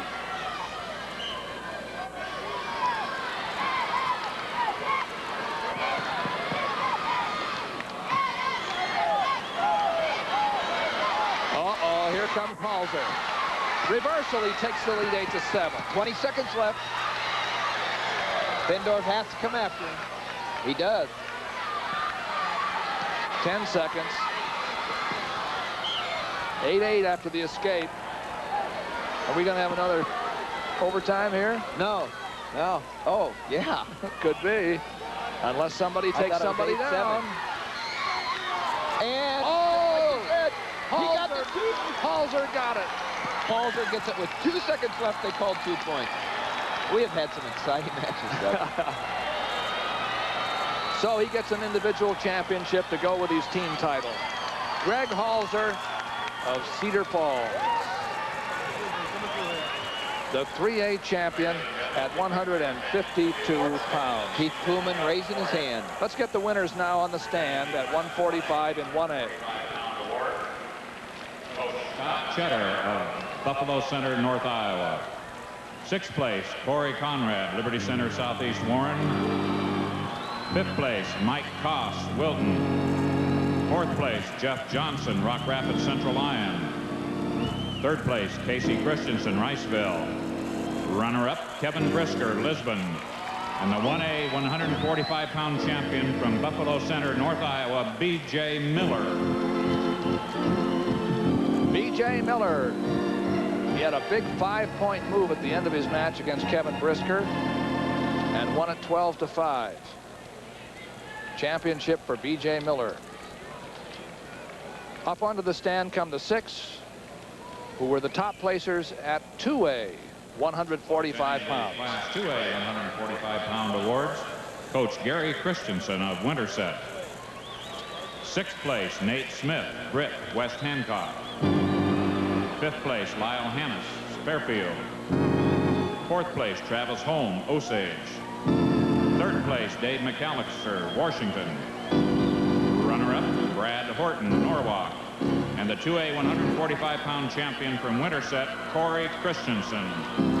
A 3-time champion. And it wasn't easy. He got a takedown in the last minute to win his 3rd championship against Mr. Horton. But he joins an exclusive group, 3-time state champions in the state of Iowa. Class 3A 145-pound awards. Coach Tom Horton of Dubuque-Waller. 6th place, Paul Harnum, Bettendorf. 5th place, Mark Pendergast, Cedar Rapids, Jefferson. 4th place, Ben Flock, Fort Madison. 3rd place, Brant LaGrange, Cedar Rapids Prairie. Runner-up, Mark White, West Des Moines Dowling. And the 3A 145-pound champion from Dubuque-Waller, Jason Francis. Jason Francis. Somewhere between France and here, that Francois got changed into a Francis. And this young man has changed into a state champion. Let's go to Dean Borg. Well, Doug, quick report here on 152 in Class A. The winner was Tim Norton of Clarksville, and he decisioned Rob Wadley 2-3. Wadley is from Southeast Warren Liberty, and the new champ is Tim Wharton of Clarksville. Looking right now is Chris Limbach of Lisbon. Coach there now for 2 years, Chris. Pardon me? 2 years at Lisbon, isn't it? Yes, this is my second year here. You took over a very successful program, and you've kept it successful. How do you do that? Well, a lot of hard work, and obviously got to have some good young men willing to put in that work. It's my second year there, and second time we're going to be able to take that trophy home back to Lisbon. And I got to say I'm very proud of the guys. They did an outstanding job here today. Congratulations on that team title. Thank you very much. Doug? Thank you, Dean Borg, with Chris Lembeck. Let's go to 160 pounds now. We're still at AA. The AA schools, that's where we start. We have Brad Beeman of Johnston, Iowa, against Mike Cosgrove of Albia. Brad Beeman, the son of former Drake wrestler Mike Beeman. Former Greenfield coach also, and Beeman's a hammer, let me tell you. Now, we'll have, because they're both in the blue, separate them again by the leg wraps down at the bottom. In the red is Brad Beeman on the left. In the green ankle wrap, Mike Cosgrove of Albia. Out of bounds they go. Mike Beeman, Coach Frank Baltzley, Coach of the Year this year, in fact, said that Mike Beeman's student taught for him when he was at Drake, and now he gets to coach Mike's son. They live in Johnston, and Mike's in the guard. And boom, there goes Beeman to the take. Now at 1A, we have Matt Kruger of George Little Rock wrestling Dan Sweeting of Highland Riverside for the championship. And at 3A, it's Eric LaGrange of Cedar Rapids Prairie, who's pinned everybody in the tournament so far, against #1 ranked Ben Smith of Southeast Polk. Now you're looking at Brad Beeman put Mike Cosgrove on his back for a 3-point near fall. Well, he loves the cradle, and he's looking to pin him right here. A lot of times you look for the cradle just for points, but right now he's trying to pin Mike Cosgrove from Albia. Cosgrove giving it everything he has, but Beeman is looking real tough on top here.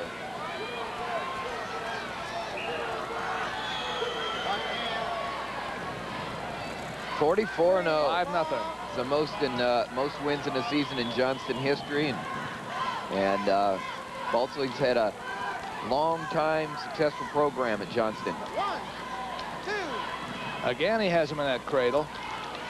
This time he got not only a wrestler either. He's a national caliber high hurdler. And there's the reversal, 7-2. And an all-state linebacker, but then that doesn't bother Mike Cosgrove, who just came right back and reversed him and starting to try to work his way back a few points at a time. Mike Cosgrove, Albia, Brad Beeman of Johnston. Beeman got here. He beat Dane Lundvall of Glenwood. He beat Blake Williams of Decorah 7-5 just before that. He pinned Lundvall. He beat John Whitmer of Eagle Grove in the semis 13-5. Mike Cosgrove reached here with a technical fall in his first match against Larry Weber of Spirit Lake. 6-4 over Travis Busick of Hampton, and then 4-2 over Kevin Miller of New Hampton, and 2 toughies. Look at that chicken wing right there. It was potentially dangerous. He didn't get it above the elbow, but he can crank. He looks for that chicken wing and then a half Nelson or a far wrist and tries to drive. Cosgrove started on the bottom here. Beeman leads by 5, 7-2.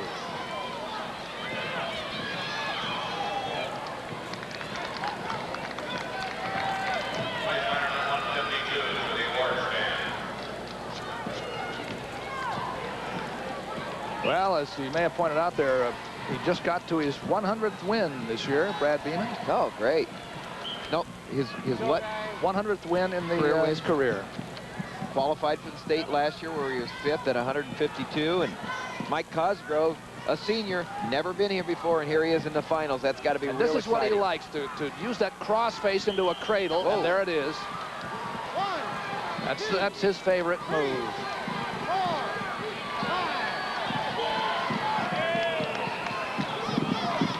Is a near side cradle. It's a little hard to get that shoulder down, but boy, you can rack up a lot of points there.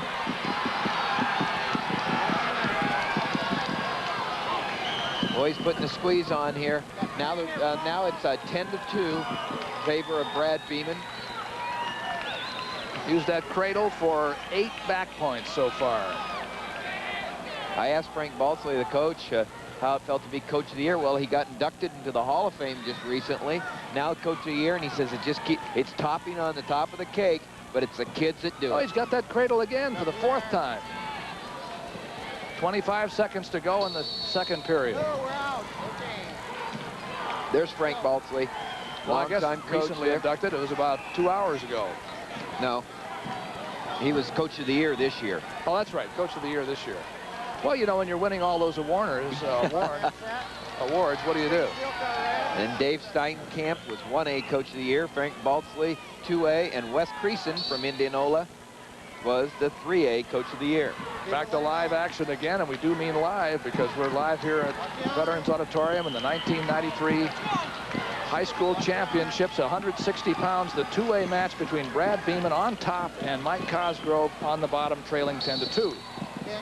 See what they're talking about there, what the official right there is telling him. Doug Manley from Akron is the official, and he's saying you can't come the direction you're trying to come with that elbow. There's Mike Murphy, who is the coach at Albia. Has been there for a few years, 3 years as head coach, and 1 other as an assistant, 4 in total.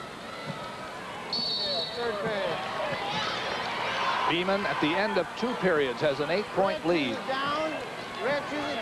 10-2, and Beeman will take the bottom position. Now let's go up to 1A to see what's happening between Matt Kruger and Dan Sweeting. The score here is 9-5 in favor of Sweeting. We've lost only once this year. Matt Kruger, his dad and his uncle both finished second in their careers. He'd like to break that, He'd like to break it, but he's trailing now. There's 3A, Eric LaGrange of Cedar Rapids Prairie and Ben Smith of Southeast Polk. Smith is #1 ranked, and he leads 7-4 starting the 3rd period. Here's Cosgrove on top. He has 8 points to make up. Well, and Cosgrove likes to be here, and he'd like to be able to turn Beeman there. He likes to be in the top position and work for a cradle. This is where college coaches look too. They like to see, you know, you're not used to being on the bottom when you're a good wrestler. And sometimes if a young man in high school can come out of there fast and be good on the bottom, that's one thing you don't have to teach him when he gets to the colleges.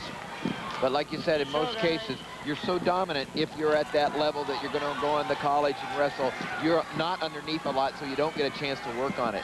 Good coaches work on it all the time, coming out, because it'll win the close matches in the big matches. We're only a minute away from being done here, but Cosgrove has 8 points to make up. He stays on top because he has a lot to do, and he wants to turn Beeman if he can. It's his only chance. Hustle in, guys. You see the score there, 10-2 up in the right-hand corner of your screen. Favor of Beeman. Red set. 2A 160-pound championship. Iowa High School Wrestling Tournament, 1993.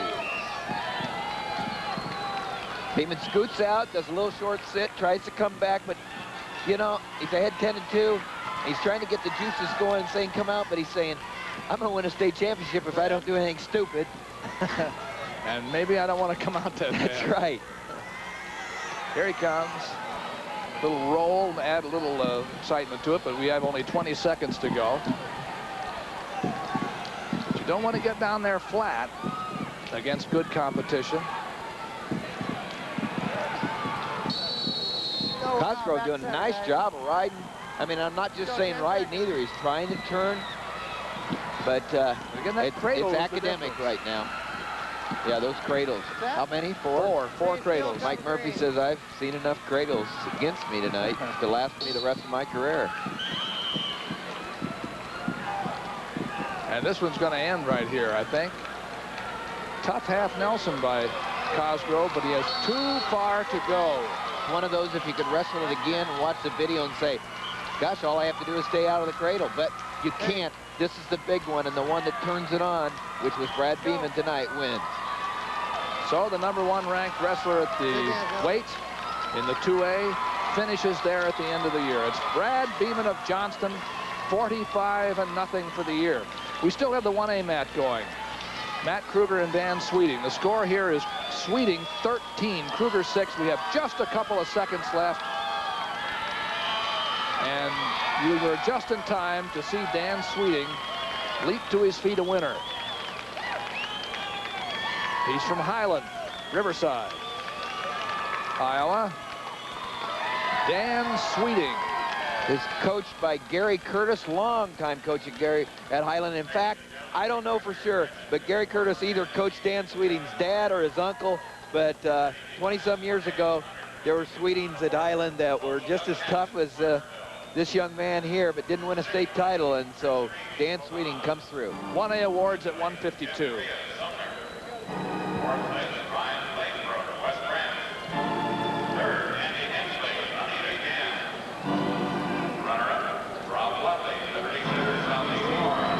And the 152-pound 1A champion from Clarksville, Tim Norton. There's Tim Norton. He won 3-2 for Clarksville, which is doing very well in the standings, too. They were 5th the last time we looked. They may be better than that now. Now 2A at 152 pounds. Presenting the Class 2A 152-pound awards, Coach Dan Cummings of Mediapolis. 6th place, Joe Grider, Osage. 5th place, Travis Welch, Winterset. 4th place, Derek Gruss, Carlisle. 3rd place, Quentin Codum, West Lyon, Inwood. Runner-up, Howard Fullhart, Decorah. And the 2A 152-pound champion from Mediapolis, Ryan Cummings. It'll only go down in the books as a 2-time state champion in Iowa, but he's a 3-time state champion, including his Minnesota State Championship, Ryan Cummings. And he didn't have an easy one. He had to go to an overtime to beat Howard Fullhart, 11-9. Just that much sweeter.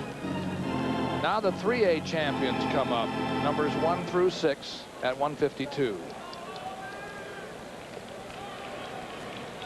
Presenting the Class 3A 152-pound awards, Coach Gene Doyle of Cedar Falls.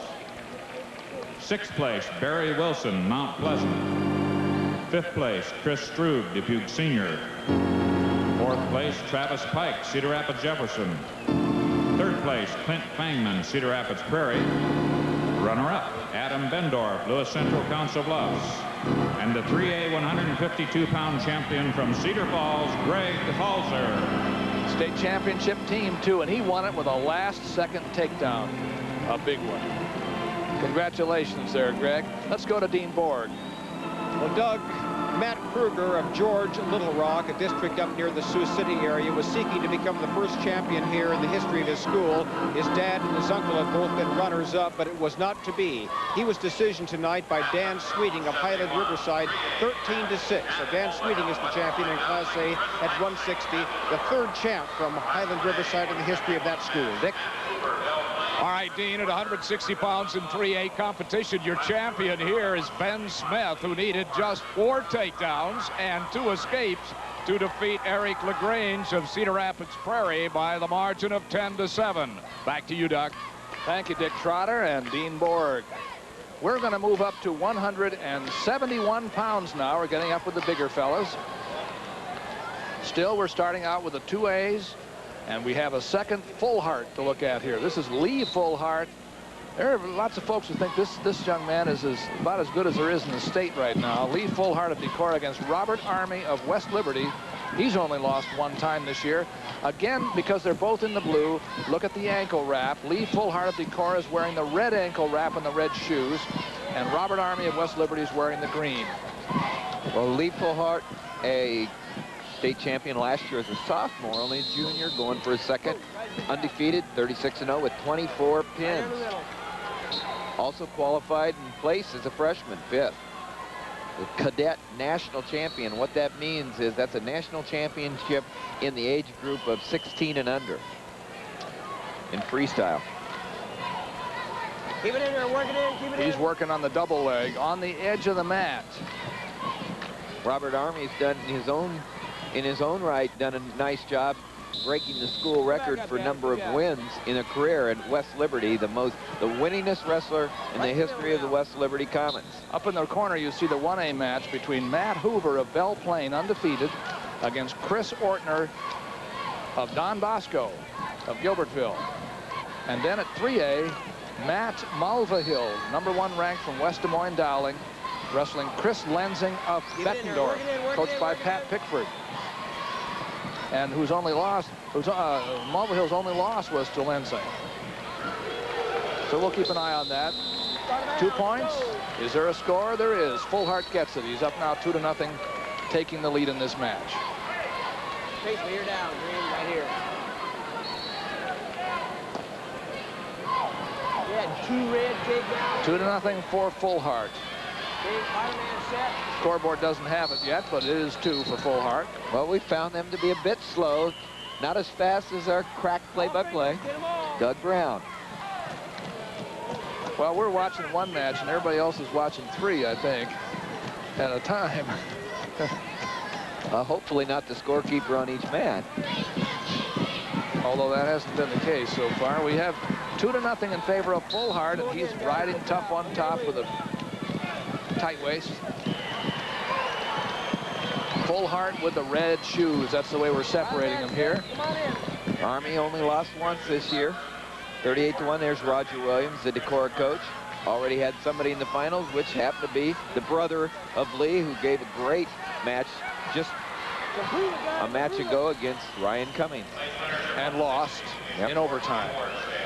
Robert Army's also qualified 3 times for the state tournament. He placed 5th last year. Kurt Deemer is there with the tie on in the blue there that you can see through there, and he's the head coach. We're getting ready for a big match at 189 pounds, by the way, so we want to show you the match setup here. There's West Lyon ahead by 3 points in the team score at 2A, and that 189-pound match will be between the only wrestlers left from those 2 schools, and they're going to wrestle it out for this team title and an individual championship. You get 4 points for a win in the finals. Everybody can do their math. Let's improve it. Let's improve. in the second period. Army started on top here, trailing 2-0. Here comes Fullhart out the back door.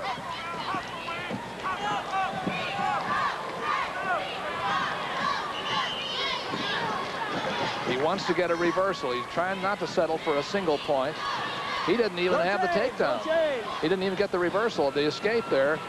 And I'd say Army did very well to maintain that position. Army's doing a nice job on top here, and he's trying to break down Fullhart before he works for the score. Now that's going to be tougher said than done, or easier said than done, against someone of the caliber of Lee Fullhart. Only a junior, as we said, but already a state champion.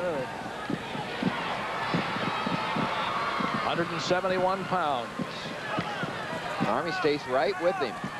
I mean, with a name like Army, you know, you just, it could be a little, you could get a complex of going against him because you feel like you're being ganged up on. And again, the situation here, a very strong wrestler, Fullhart, has trouble coming up off the bottom against Bob Army of West Liberty. Speaking of West Liberty, the coach Kurt Damer said that over the past 2 seasons, they've had a very interesting team. We've had several countries represented by our wrestling team: Honduras, Mexico, Germany, and a manager from Finland. I'd say they're doing their job in our global, new global outlook. Count those last 5 loud.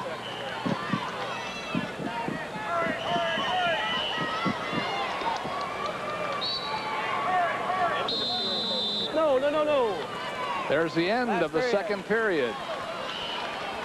I was just thinking about that, the global outlook, and then the one they send in the title is the Army. So there's Kurt Damer again. Demonstration ends up in the military here. We have 2-1. There's the first point for Army. It comes out off the bottom, and so we're going to go at it on the feet for the championship here. Minute 45 left. 2-1 in favor of the Decorah defending state champion Lee Fullhart. The referee you haven't seen much of here is Richard Gray of St. Charles, by the way.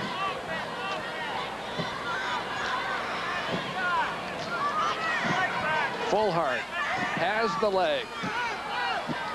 Looking for position. And he has it. Yes, he did. You know, both his all 4 points now, both his takedowns have been scored right on the edge of the mat. He knows where he's at. He completes them. Sometimes that has as much to do right there. He knows where he's at. Look. Come on in. Boom. He's in there for 2 points. 4-1 in favor of Lee Fullhart of Decorah, trying to complete an undefeated year with his second straight championship.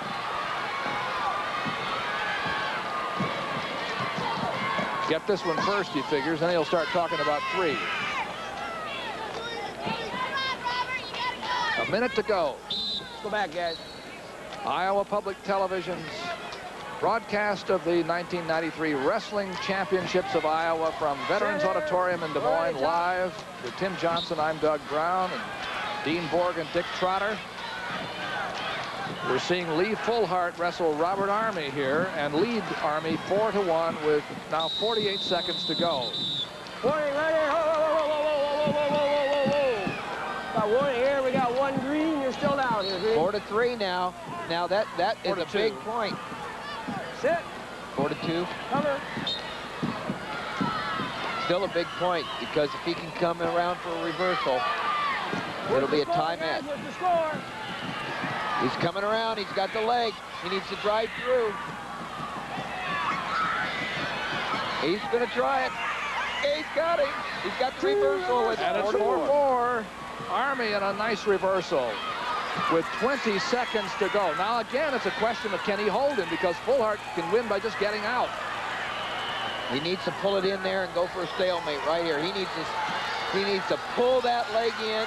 10 seconds. And hang on, because he can afford a stalling call. 9, 7, 6, 5, 4, 3, 2, 1. We're going to go to overtime.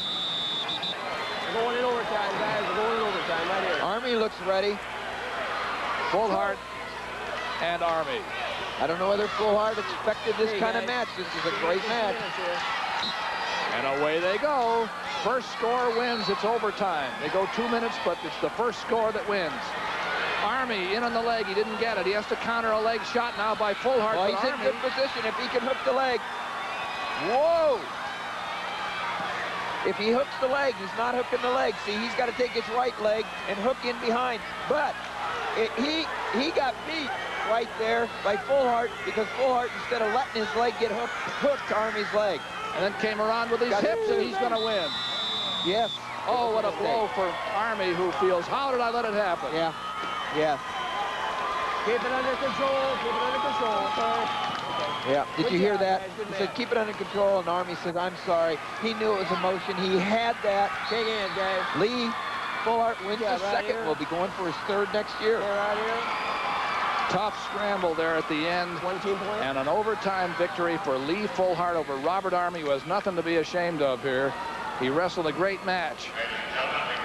160 pounds, 1A championship awards are being given, and we'll have those just as soon as we see this final takedown.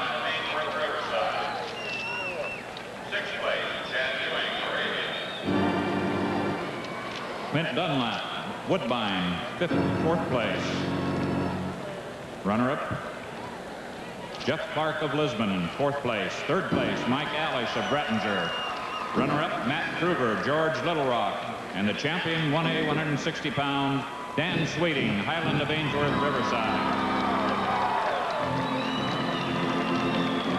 Dan Sweeting playing it cool up there, you know, after a year of 36-1. Beat Matt Kruger for the championship. Now we're at 2A. This is Brad Beeman.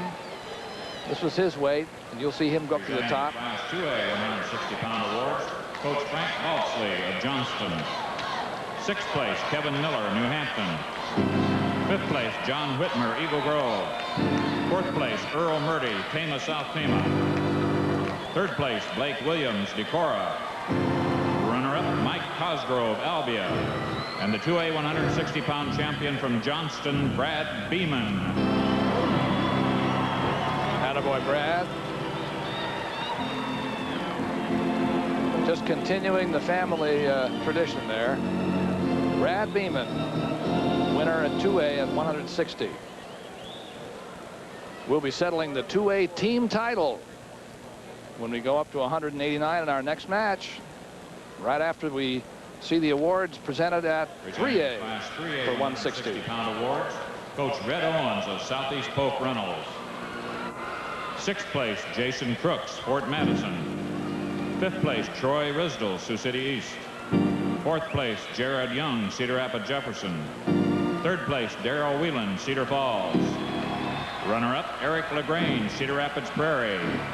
And the 3A 160-pound champion from Southeast Polk Reynolds, Ben Smith. And that's great. That's great for Red Owens there. What a great, he's been at Southeast Polk for a long, long time. And to have his Ben Smith, who's been so close to win the championship, that's great. Let's go to Dean Board. Well, Matt Huber at Belle Plains, the #1 ranked. He's a high school junior there, 17 years old. And tonight he decisioned Chris Ortner of Don Bosco, Gilbertville, 10-9. Ortner gave him all he could handle, but he hung on 10-9, and Huber is the champion. Dick has a guest.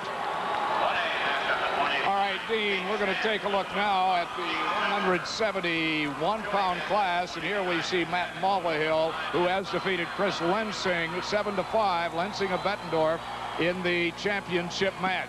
Our guest right now is Gene Doyle, who is the champion of 3A competition. Gene, how's it feel? Feels great. We had a nice afternoon. We wrapped it up with the afternoon session, and that really makes it a little more enjoyable tonight. Plus, we've had 2 champions tonight, so it's been good. First time since how many? I think since 1976. It's the last time Cedar Falls was champion. Congratulations. State champion, 3A competition, Gene Doyle of Cedar Falls. And you had somebody you wanted to say hi to. Yeah, a special hello to my mother back in Tama. She's 90 years old and a great Cedar Falls Tiger wrestling fan. Hello, Mom. I love you. Very good. Thanks, Gene. Now back to action. Thank you, Dick Trotter. Now we're going to settle another team title right now. Nothing much at stake here, just an individual championship at 189 pounds. And a team championship. And a team championship. And this first time that we've featured either one of these teams tonight, so it's quite appropriate. That's great. In the blue uniform, you see Chad, you see Chad Kodum of West Lyon of Inwood. His team leads by 3 points. In the orange uniform, Chad Utley of New Hampton, whose team trails by 3 points. The winner of this match gets 4 for his team and wins the championship for his team. Arlie Severson won a state championship. He's the coach of New Hampton. They won a state championship in 1990 and going for another one. Ty Seaman, Ron Seaman of the Predictament's son, has been at West Lyon for 7 years, 5 years as the head coach. He's paid his dues, too, being in the West Lyon Junior High and as an assistant. Up there in the corner, by the way, TJ, I want to get this in here before we go on, is Tate Stamp of Lisbon against Todd Peach of Bedford for the 1A 189 championship. And at the AAA mat, we have Ryan Riesland of Webster City against another undefeated wrestler, the number 1 and 2, Tony Wheeland of Cedar Falls. And that should be a good one, too. But here we're settling the 2A championship between Chad Kodum in the blue of West Lyon and Chad Utley of New Hampton in the orange. Great tradition for New Hampton, but not so much for West Lyon. Their highest finish up until this year was 10th, and here they are going for a state championship. But one of the things is, and I bet this doesn't happen in New Hampton, Ty Seaman has to wrestle in 2 rooms because they don't have an adequately sized wrestling room to practice in, so they have to practice in 2 rooms. One's a math classroom. Oh, boy. I mean, that's an accomplishment when you have those kind of obstacles to overcome. And there is the first takedown of the match. It goes to New Hampton. They started this final round 11 points behind. They haven't lost a match in the finals. Let's go. And if they were to win this one, they would come from that far behind to win. What a comeback. 28. Right here, off the shot of Kodum. Here comes Utley around. Did a nice job of floating around, getting behind the arms and getting 2. It's a great comeback no matter what happens here for New Hampton, but it's still going here. 2-0 in favor of Utley. Kodum trying to come out. He was a qualifier last year and finished 6th at 189. Utley got 4th last year at 171.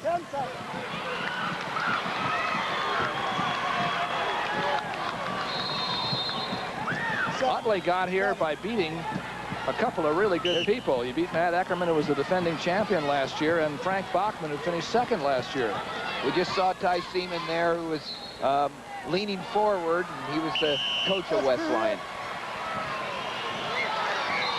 So here we are. We've through the first period now. A 2-0 lead for Utley of New Hampton. There's Ty Seaman again, encouraging his young wrestler, Chad Kodum.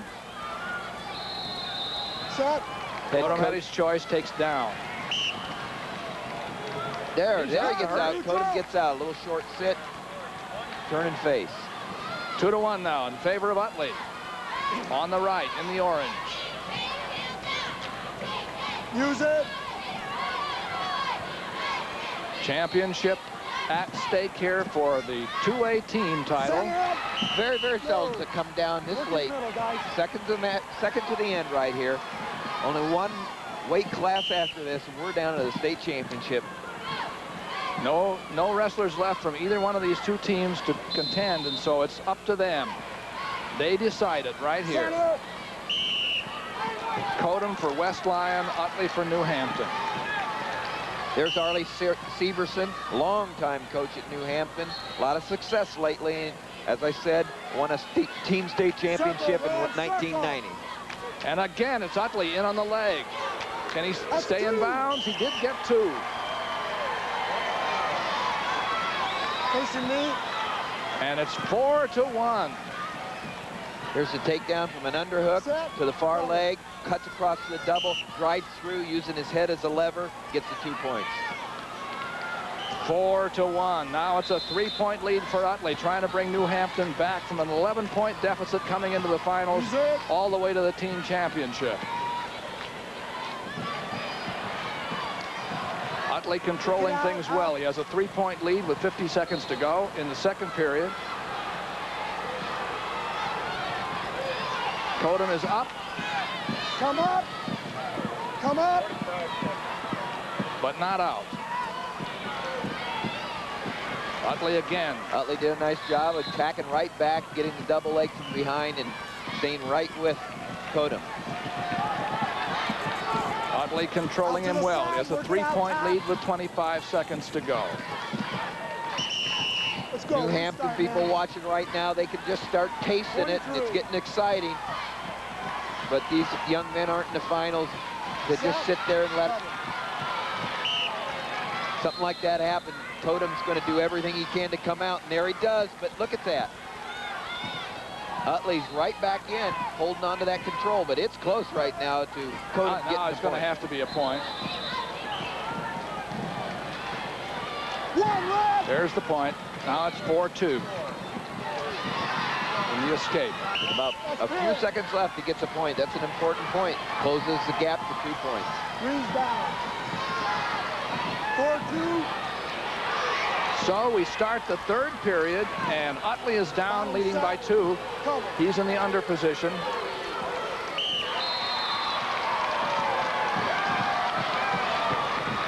Kodum of West Lyon, whose team leads by 3 team points, is trailing here by 2. Utley, who could, by winning this match, win the state title for his team. Well, what Kodum needs to do is do exactly what he just got done doing in the middle of the mat. Break his man down, start getting under arm bars. Bottom set, cover. Gets harder to talk later in the night. Now, Utley on the bottom, he has to stay mentally tough, because it's in this kind of situation where you could think, I just have to hold on and we do it. I don't know if he thinks that way. I doubt if he does, but he's going to have to be more active than he is at the moment. Sometimes you just get better as you get tired, and that's what Kodum needs to depend on right now, because you can bet they're both tired. Now, who can execute when they're tired? That's the key.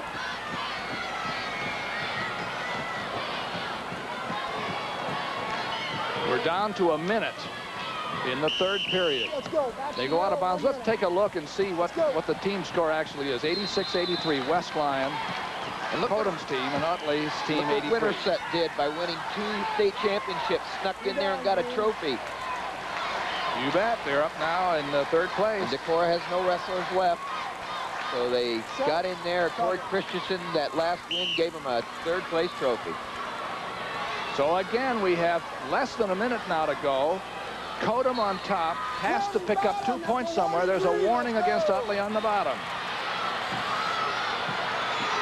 The team is out now. It's 3 points. Got to be some kind of takedown right now. If it gets any later, it's going to have to be a takedown to the back for more than 2 points.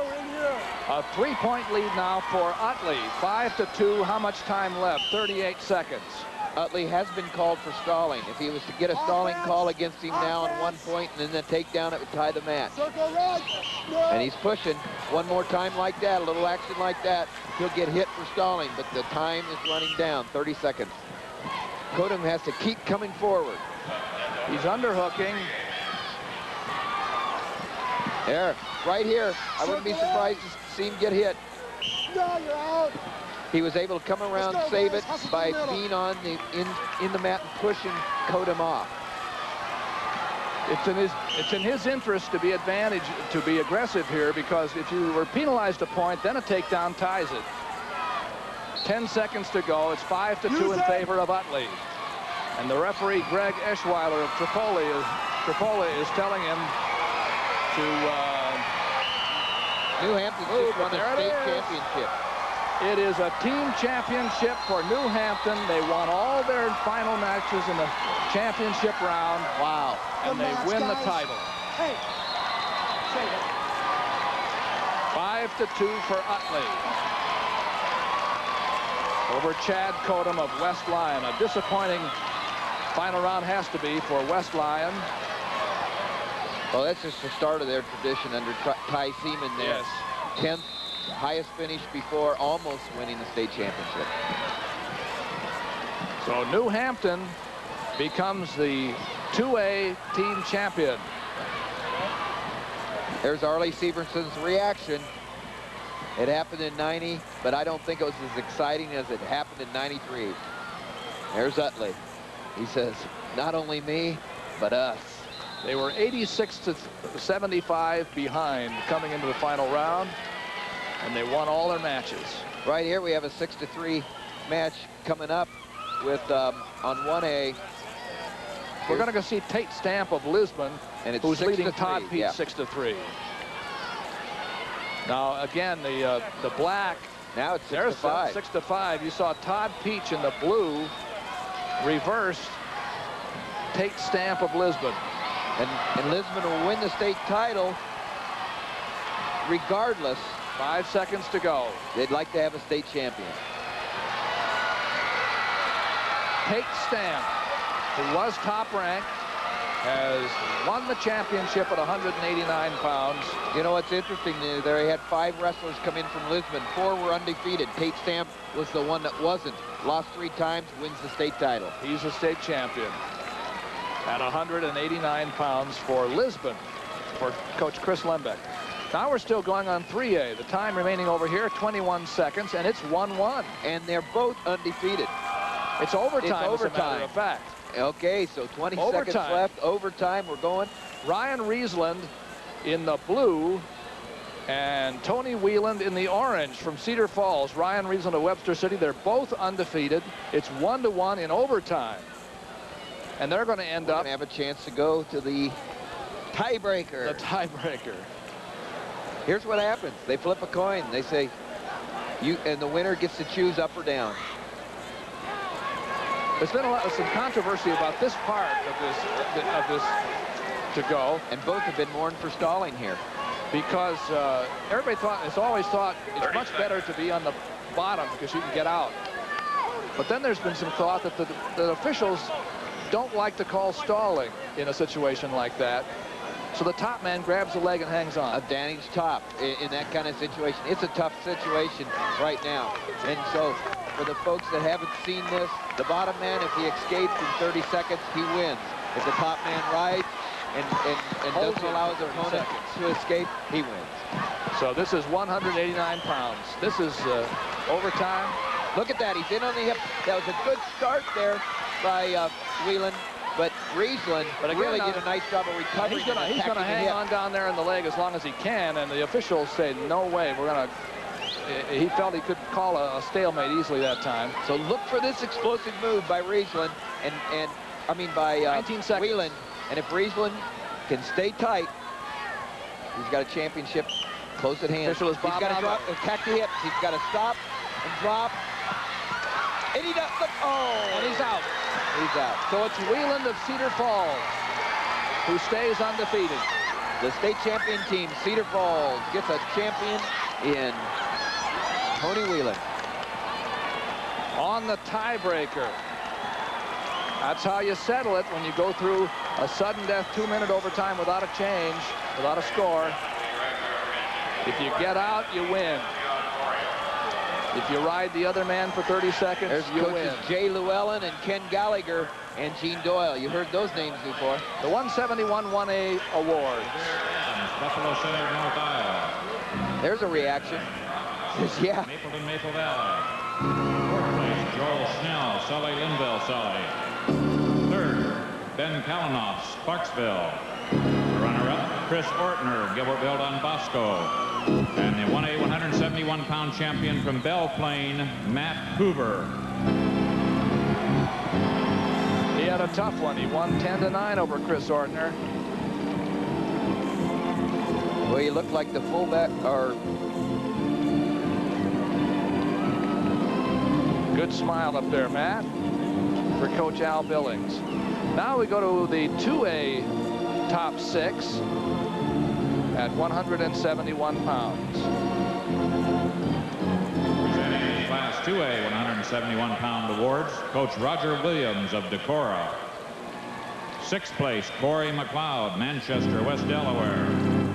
5th place, Kurt Van Hill, West Lyon, Inwood. 4th place, Josh Dodd, Manly, NCNK. 3rd place, Mark Vanderlinden, Carlisle. Runner-up, Robert Army, West Liberty.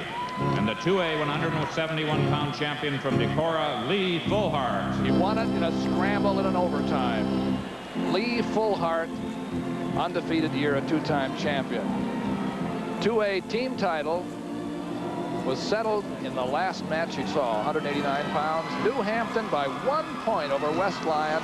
They came all the way from where they had to come in the finals. Coach Ron Gray of West Des Moines Dowling. This is AAA. Sixth place, Chad Scarborough, Waterloo Columbus. Fifth place, Matt Eldine, Iowa City City High. Fourth place, Chad Rhodes, Newton. Third place, Jed Gamble, Preston. Runner-up, Chris Lensing, Bettendorf. And the 3A 171-pound champion from West Des Moines Dowling, Matt Mulvihill. Matt Mulvihill for Dowling. They've won a lot of titles over the years. He's proud to be standing up there on top for Coach Ron Gray and the great tradition of West Des Moines Dowling. Matt Mulvihill, ranked #1 all year. Let's go to Dean Borg. In the single A classification, 189 pounds, the champion is Tate Stamp of Lisbon. Actually, he piled up a 6-2 lead going into the third period and then hung on, and I really mean hung on to win it, 6-5 over Todd Peach of Bedford. Right with me right now is Arlen Severson, who you've just said, Doug, has wrapped up the team championship there at New Hampton. You didn't know that when you came down here just a moment ago. No, I did not. They were telling me it was really close, and everybody said we were behind by 11 points coming in tonight.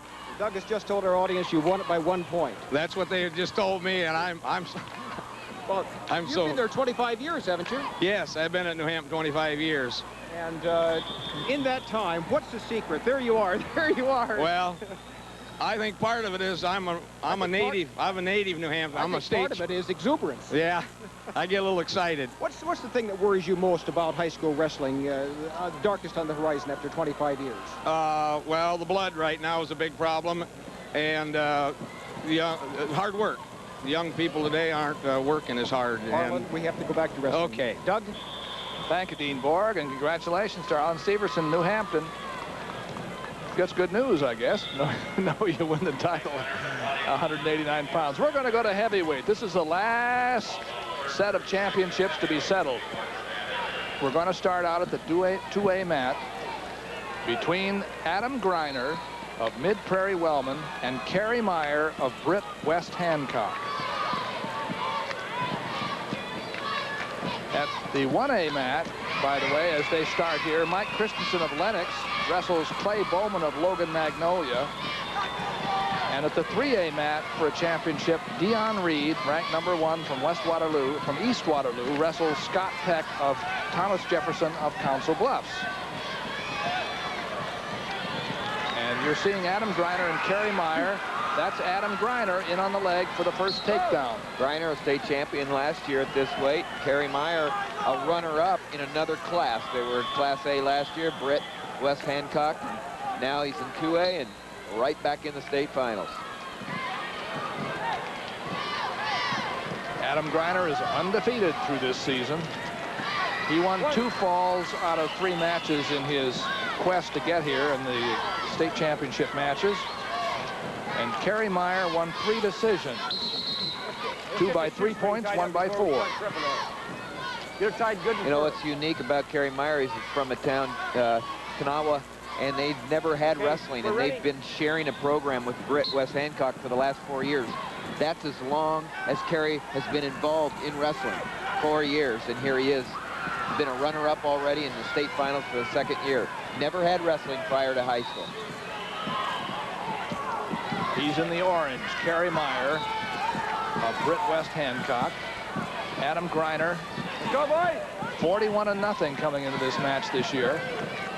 Let's take up the action. Let's from Mid-Prairie of Wellman. Coached by Jim Caton. Jim Caton. 8 years as the coach at Mid-Prairie. And of course, Al De Leon, the coach at Britt. You know, he told me he's had over 100, about 110 state qualifiers, 28 state champions. I asked him how many runner-ups. He said, thought about it. He said, I think it's right at 28. You know, you go into those finals, and it's about 50-50 over a long career. Al De Leon, 32 years at Britt. Griner on the right. Terry Meyer on the left. Heavyweight. That means 275 pounds. Red man. Got it. Griner takes down, starts second period. He's leading 2-0. Cedar Falls has won the 3A championship. Lisbon they had it wrapped up coming into the finals. Lisbon wins at the 1A level. And New Hampton has just done it at 2A. Adam Griner there in the black is headed for the University of Iowa. Was an early signing along with McGinnis, Ironside. He escaped. And Joe Williams from the Chicago area. 4 early signers, Adam Griner among them for the University of Iowa. Make it 3-1. Terry Meyer, very game competitor here, very aggressive. He's trying to get after this defending state champion in Griner. Guys, we need some more action. Adam Griner and Terry Meyer. Griner's a 2-time All-American on the freestyle circuit for the Iowa Wrestling Federation's team, and 7th as a sophomore. Also placed last year in the National Junior Championships. Won over 130 matches for Mid-Prairie. Now they're going to, the official here is Larry Blaker of Perry, and he just called them both for inactivity, a double warning. 3-1 in favor of the man in the black uniform, Adam Griner.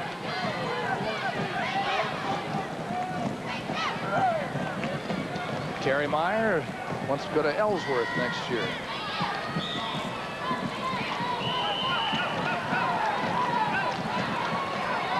Russell Junior College. There's a nice Look at that single by Griner. Very quick move by Adam Griner. Successful for 2 points. And he's up 5-1. 10 seconds to go in the second period. A 5-1 lead at heavyweight. Look at that bar single right there, sweeps around. Then he finishes it, Adam Griner does, by doing a treetop and a trip down on top, covering the hips for 2.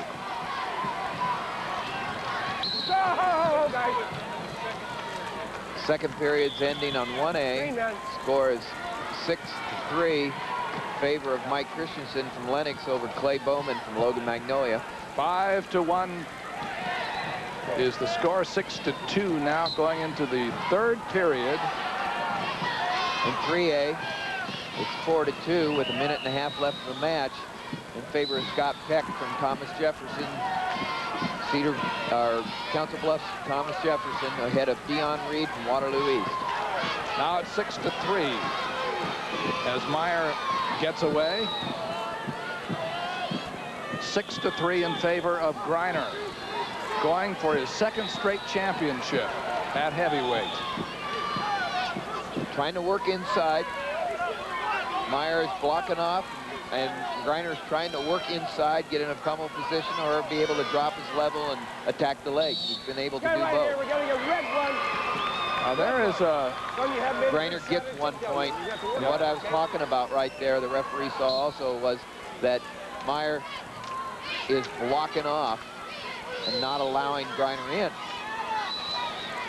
7-3 now, a 4-point lead with 1.5 minutes to go.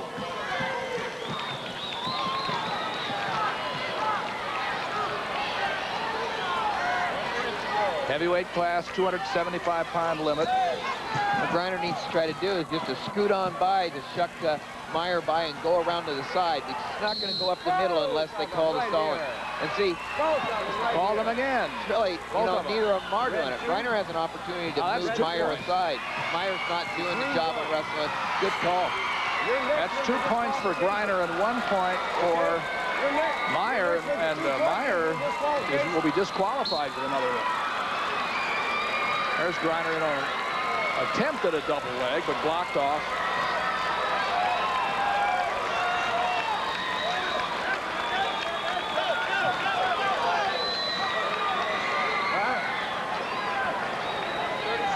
With only 30 seconds left.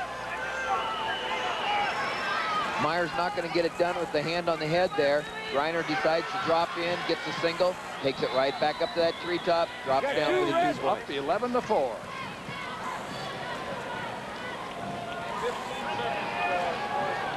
(11-4) with 10 seconds to go. Gotta keep working.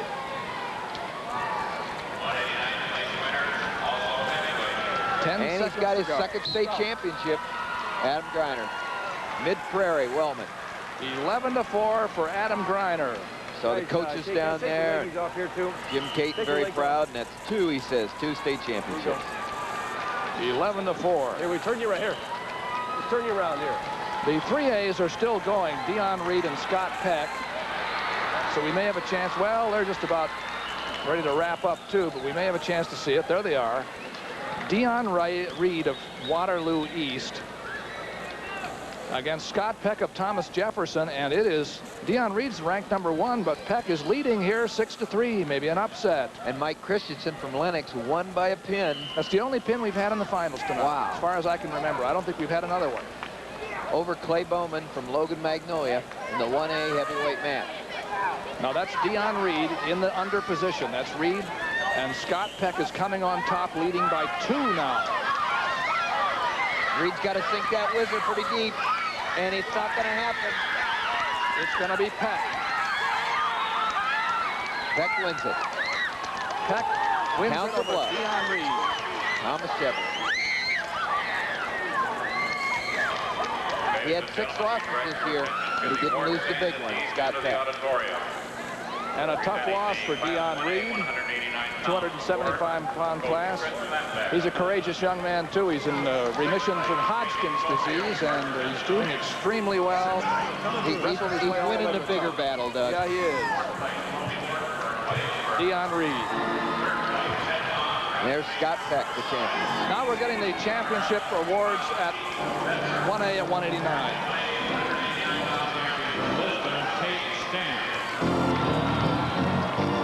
Sorry if we missed a few of the names there. Heavyweight place winners report to the award stand.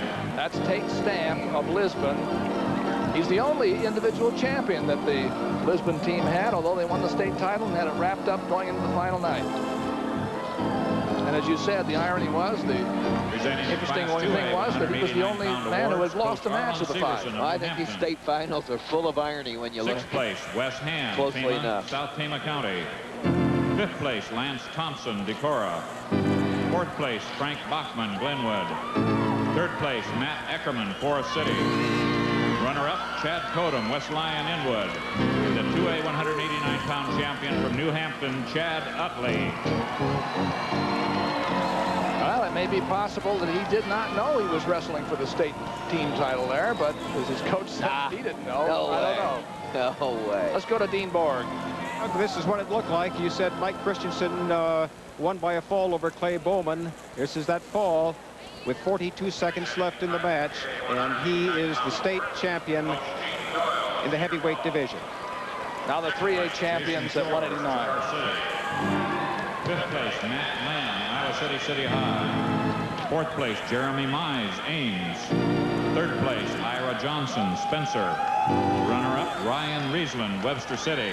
The 3A 189-pound champion from Cedar Falls, Tony Whelan. Congratulations to Cedar Falls as a team and to that man, Tony Whelan. In overtime, let's go to Dick Trotter. All right, they were huffing and puffing in the heavyweight division tonight in Class 3A competition. The winner, though, was, as you can see, Scott Peck of Council Bluffs, Thomas Jefferson, as he defeats Dion Reed, AAA opponent from East Waterloo. Doug. Thank you, Dick Trotter and Dean Borg. Done a great job tonight, as usual. As always, our experienced floor reporters on Iowa Public Television's coverage of the 1993 State Wrestling Championships. We're getting the awards now at heavyweight. It's a little harder for all the heavyweights to get over there, you know. They're just done, and it's not the first thing they think about. But here's the 1A. Heavyweight awards, Coach Aaron McGuire of Lennox. 6th place, Sean Striegel, Thornburg Tri-County. 5th place, Matt Powelka, Janesville. Fourth place, Mike Bourne, Williamsburg. Third place, Tony Baldus, Lisbon. Runner-up, Clay Bowman, Logan Magnolia. And the 1A 100 heavyweight pound champion from Lenox, Mike Christensen. Won by the only fall that I can recall in the finals tonight. Don't believe there was another one. 1A team standings right there. Rock Valley moved up into trophy position.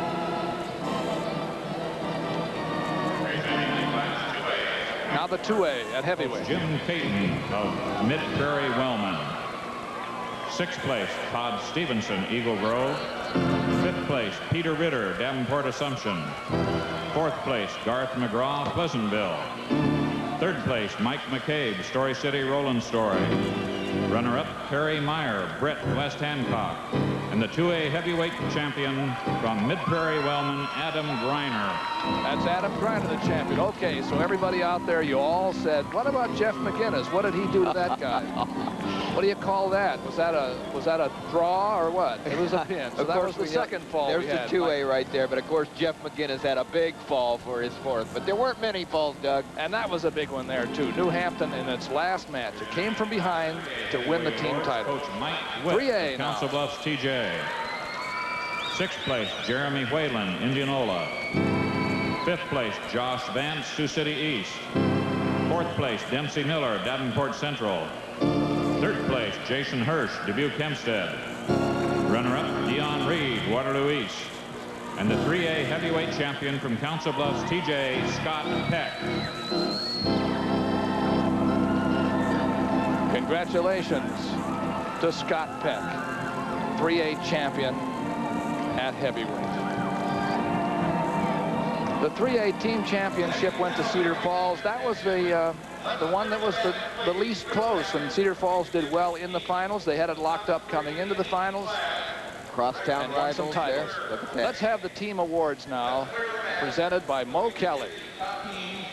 The recognition they deserve here. All right, to present the team awards in Class 1A, 3 members of the Board of Control of the Iowa High School Athletic Association. To my near left is the current chairman of the board, Terry Egan, principal, Oskaloosa High School. In the center is Doug Williams, superintendent of schools at Gilbert. And next to Doug is Ron Bickford, superintendent of schools at Danville. After you receive your awards, if you would go to your respective mats, we'd appreciate it. Third place in Class 1A, 60 points, Coach Kent Eknes and Rock Valley.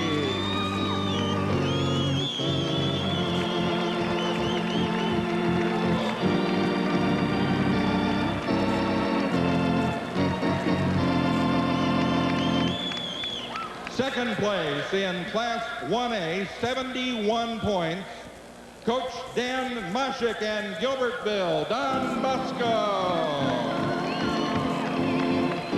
They'll be able to put that one up against next to all those other trophies. Yeah. One of those places where the trophy case is bigger than the school building in most houses. And the Class 1A 1993 champion, 92 points, Coach Chris Lembeck and Lisbon. Maybe they didn't win it the way they thought they were going to win it or hoped they would win it, but they won it.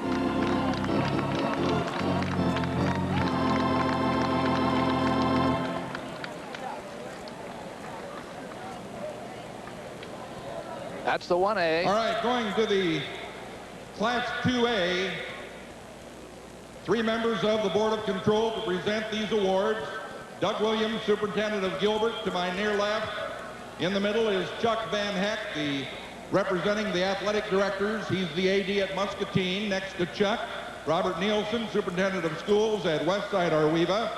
And next to Mr. Nielsen is Kathy Collins, representing the Department of Education on the Board of Control. In Class 2A, third place, 74.5 points, Coach Gary Christensen and Winterset.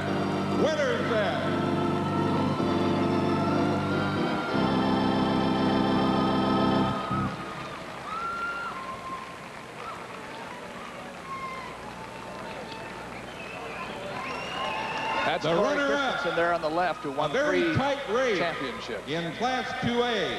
The runner-up with 86 points, Coach Ty Seaman, West Lyon Inwood. It had to be disappointing for them to lead by 11 points coming into the finals and then lose. But this is a team that's coming. Obviously, Ty Seaman has a team of destiny here. It's not the last time they'll be here. And the neat thing about it is the first time they've raised a trophy at that school, and that's great accomplishment.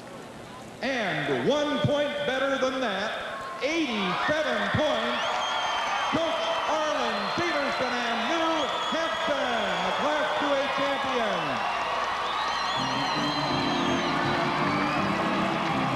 Well, that was a nice script, you know. We could have written it that way for New Hampton. We couldn't have done better. They needed 11 points. They got them. It was just an exciting night, Doug. I really enjoyed calling it with you, and I just thought it was one of the more exciting in the past few years. Yep, sure was. Happy bunch of people from Northeast Iowa, New Hampton, in the 2A championship. Okay, in Class 3A, to present the awards, to my near right is Kathy Collins, representing the Department of Education on the Board of Control. Chuck Van Heck, AD at Muscatine, represents the ADs on the board. He's the gentleman in the middle. And the current chairperson of the board is Terry Egan, principal of Oskaloosa High School. Third place in Class 3A with 90 1/2 points, Coach Dick Briggs and Cedar Rapids Jefferson.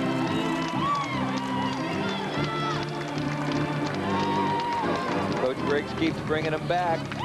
Have a strong team every year. Mark Ironside wins his second team or state title. And they get a trophy.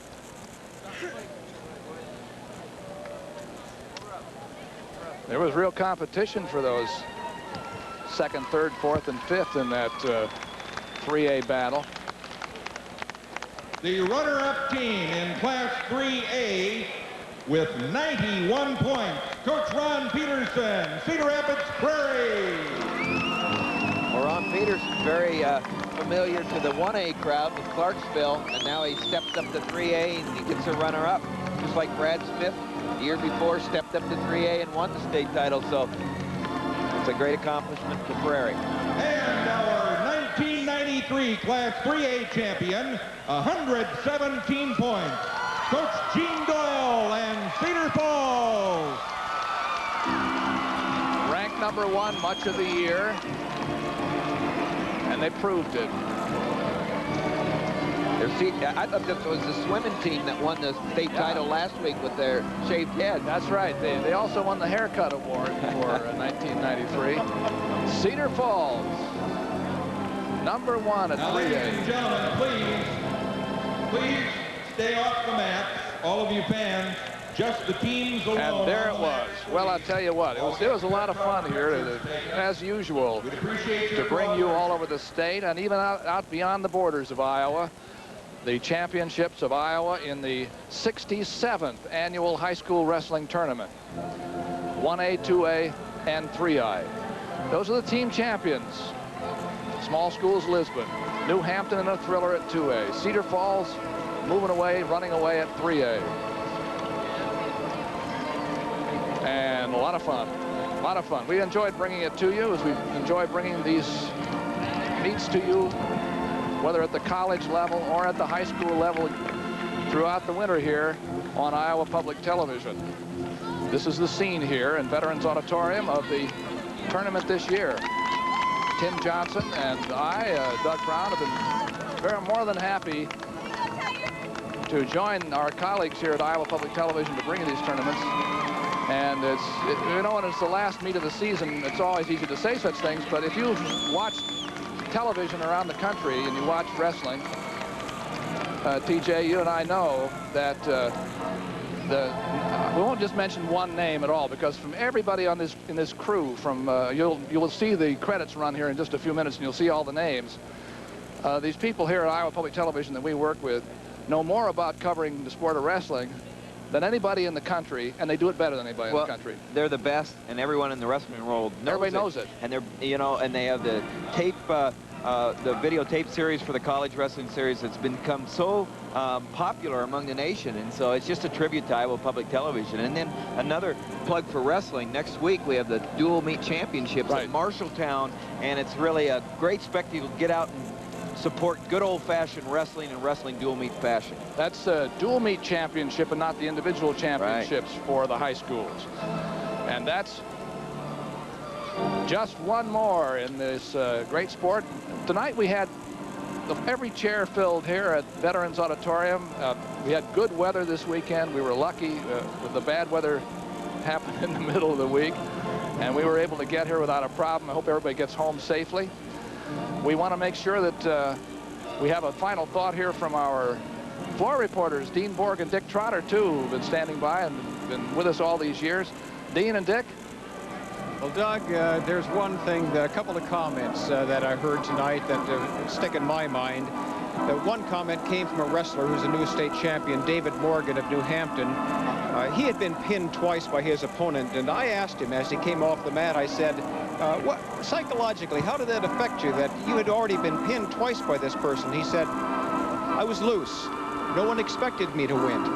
It just shows that anything can happen to a state tournament, and usually does. The other comment came from Arlen Severson. Our audience heard that. I asked him, what worries you most after 28 years as a head coach? What worries you most about the high school sport of wrestling right now? And he commented, the blood. And of course, he was referring to the HIV infection and the precautions that need to be taken about that. Dick, what are your thoughts? Well, Dean, as always, this is a fantastic show. And I saw one match that really was one of the most exciting matches I've seen in years.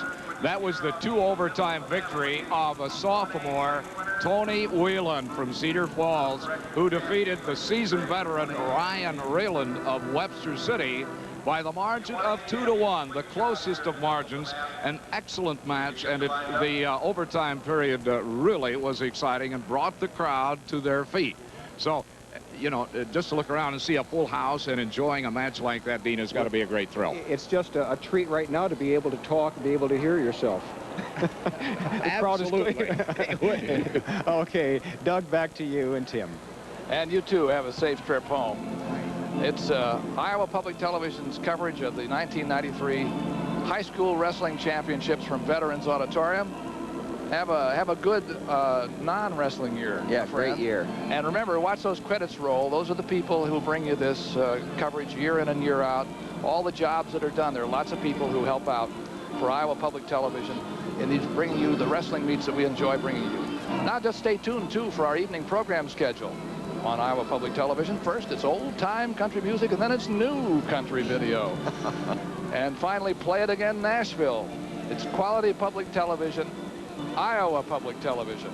We call it this, and it is a resource for Iowa's future.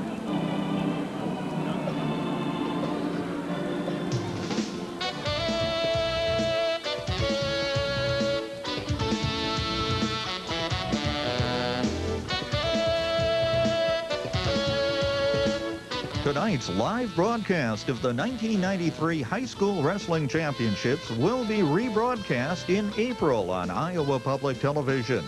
Look for Part 1 Saturday morning, April 17th at 10 o'clock, and Part 2 at 8 o'clock the following morning, Sunday, April 18th.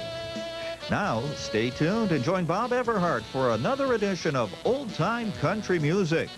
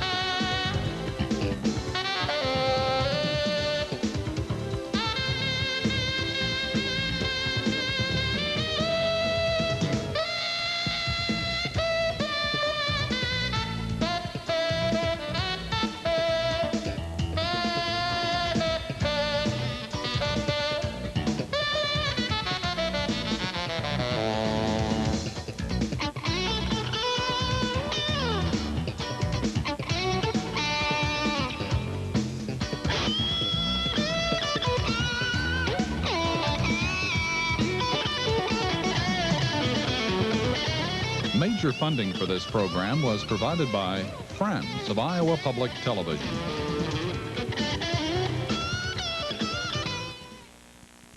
It's just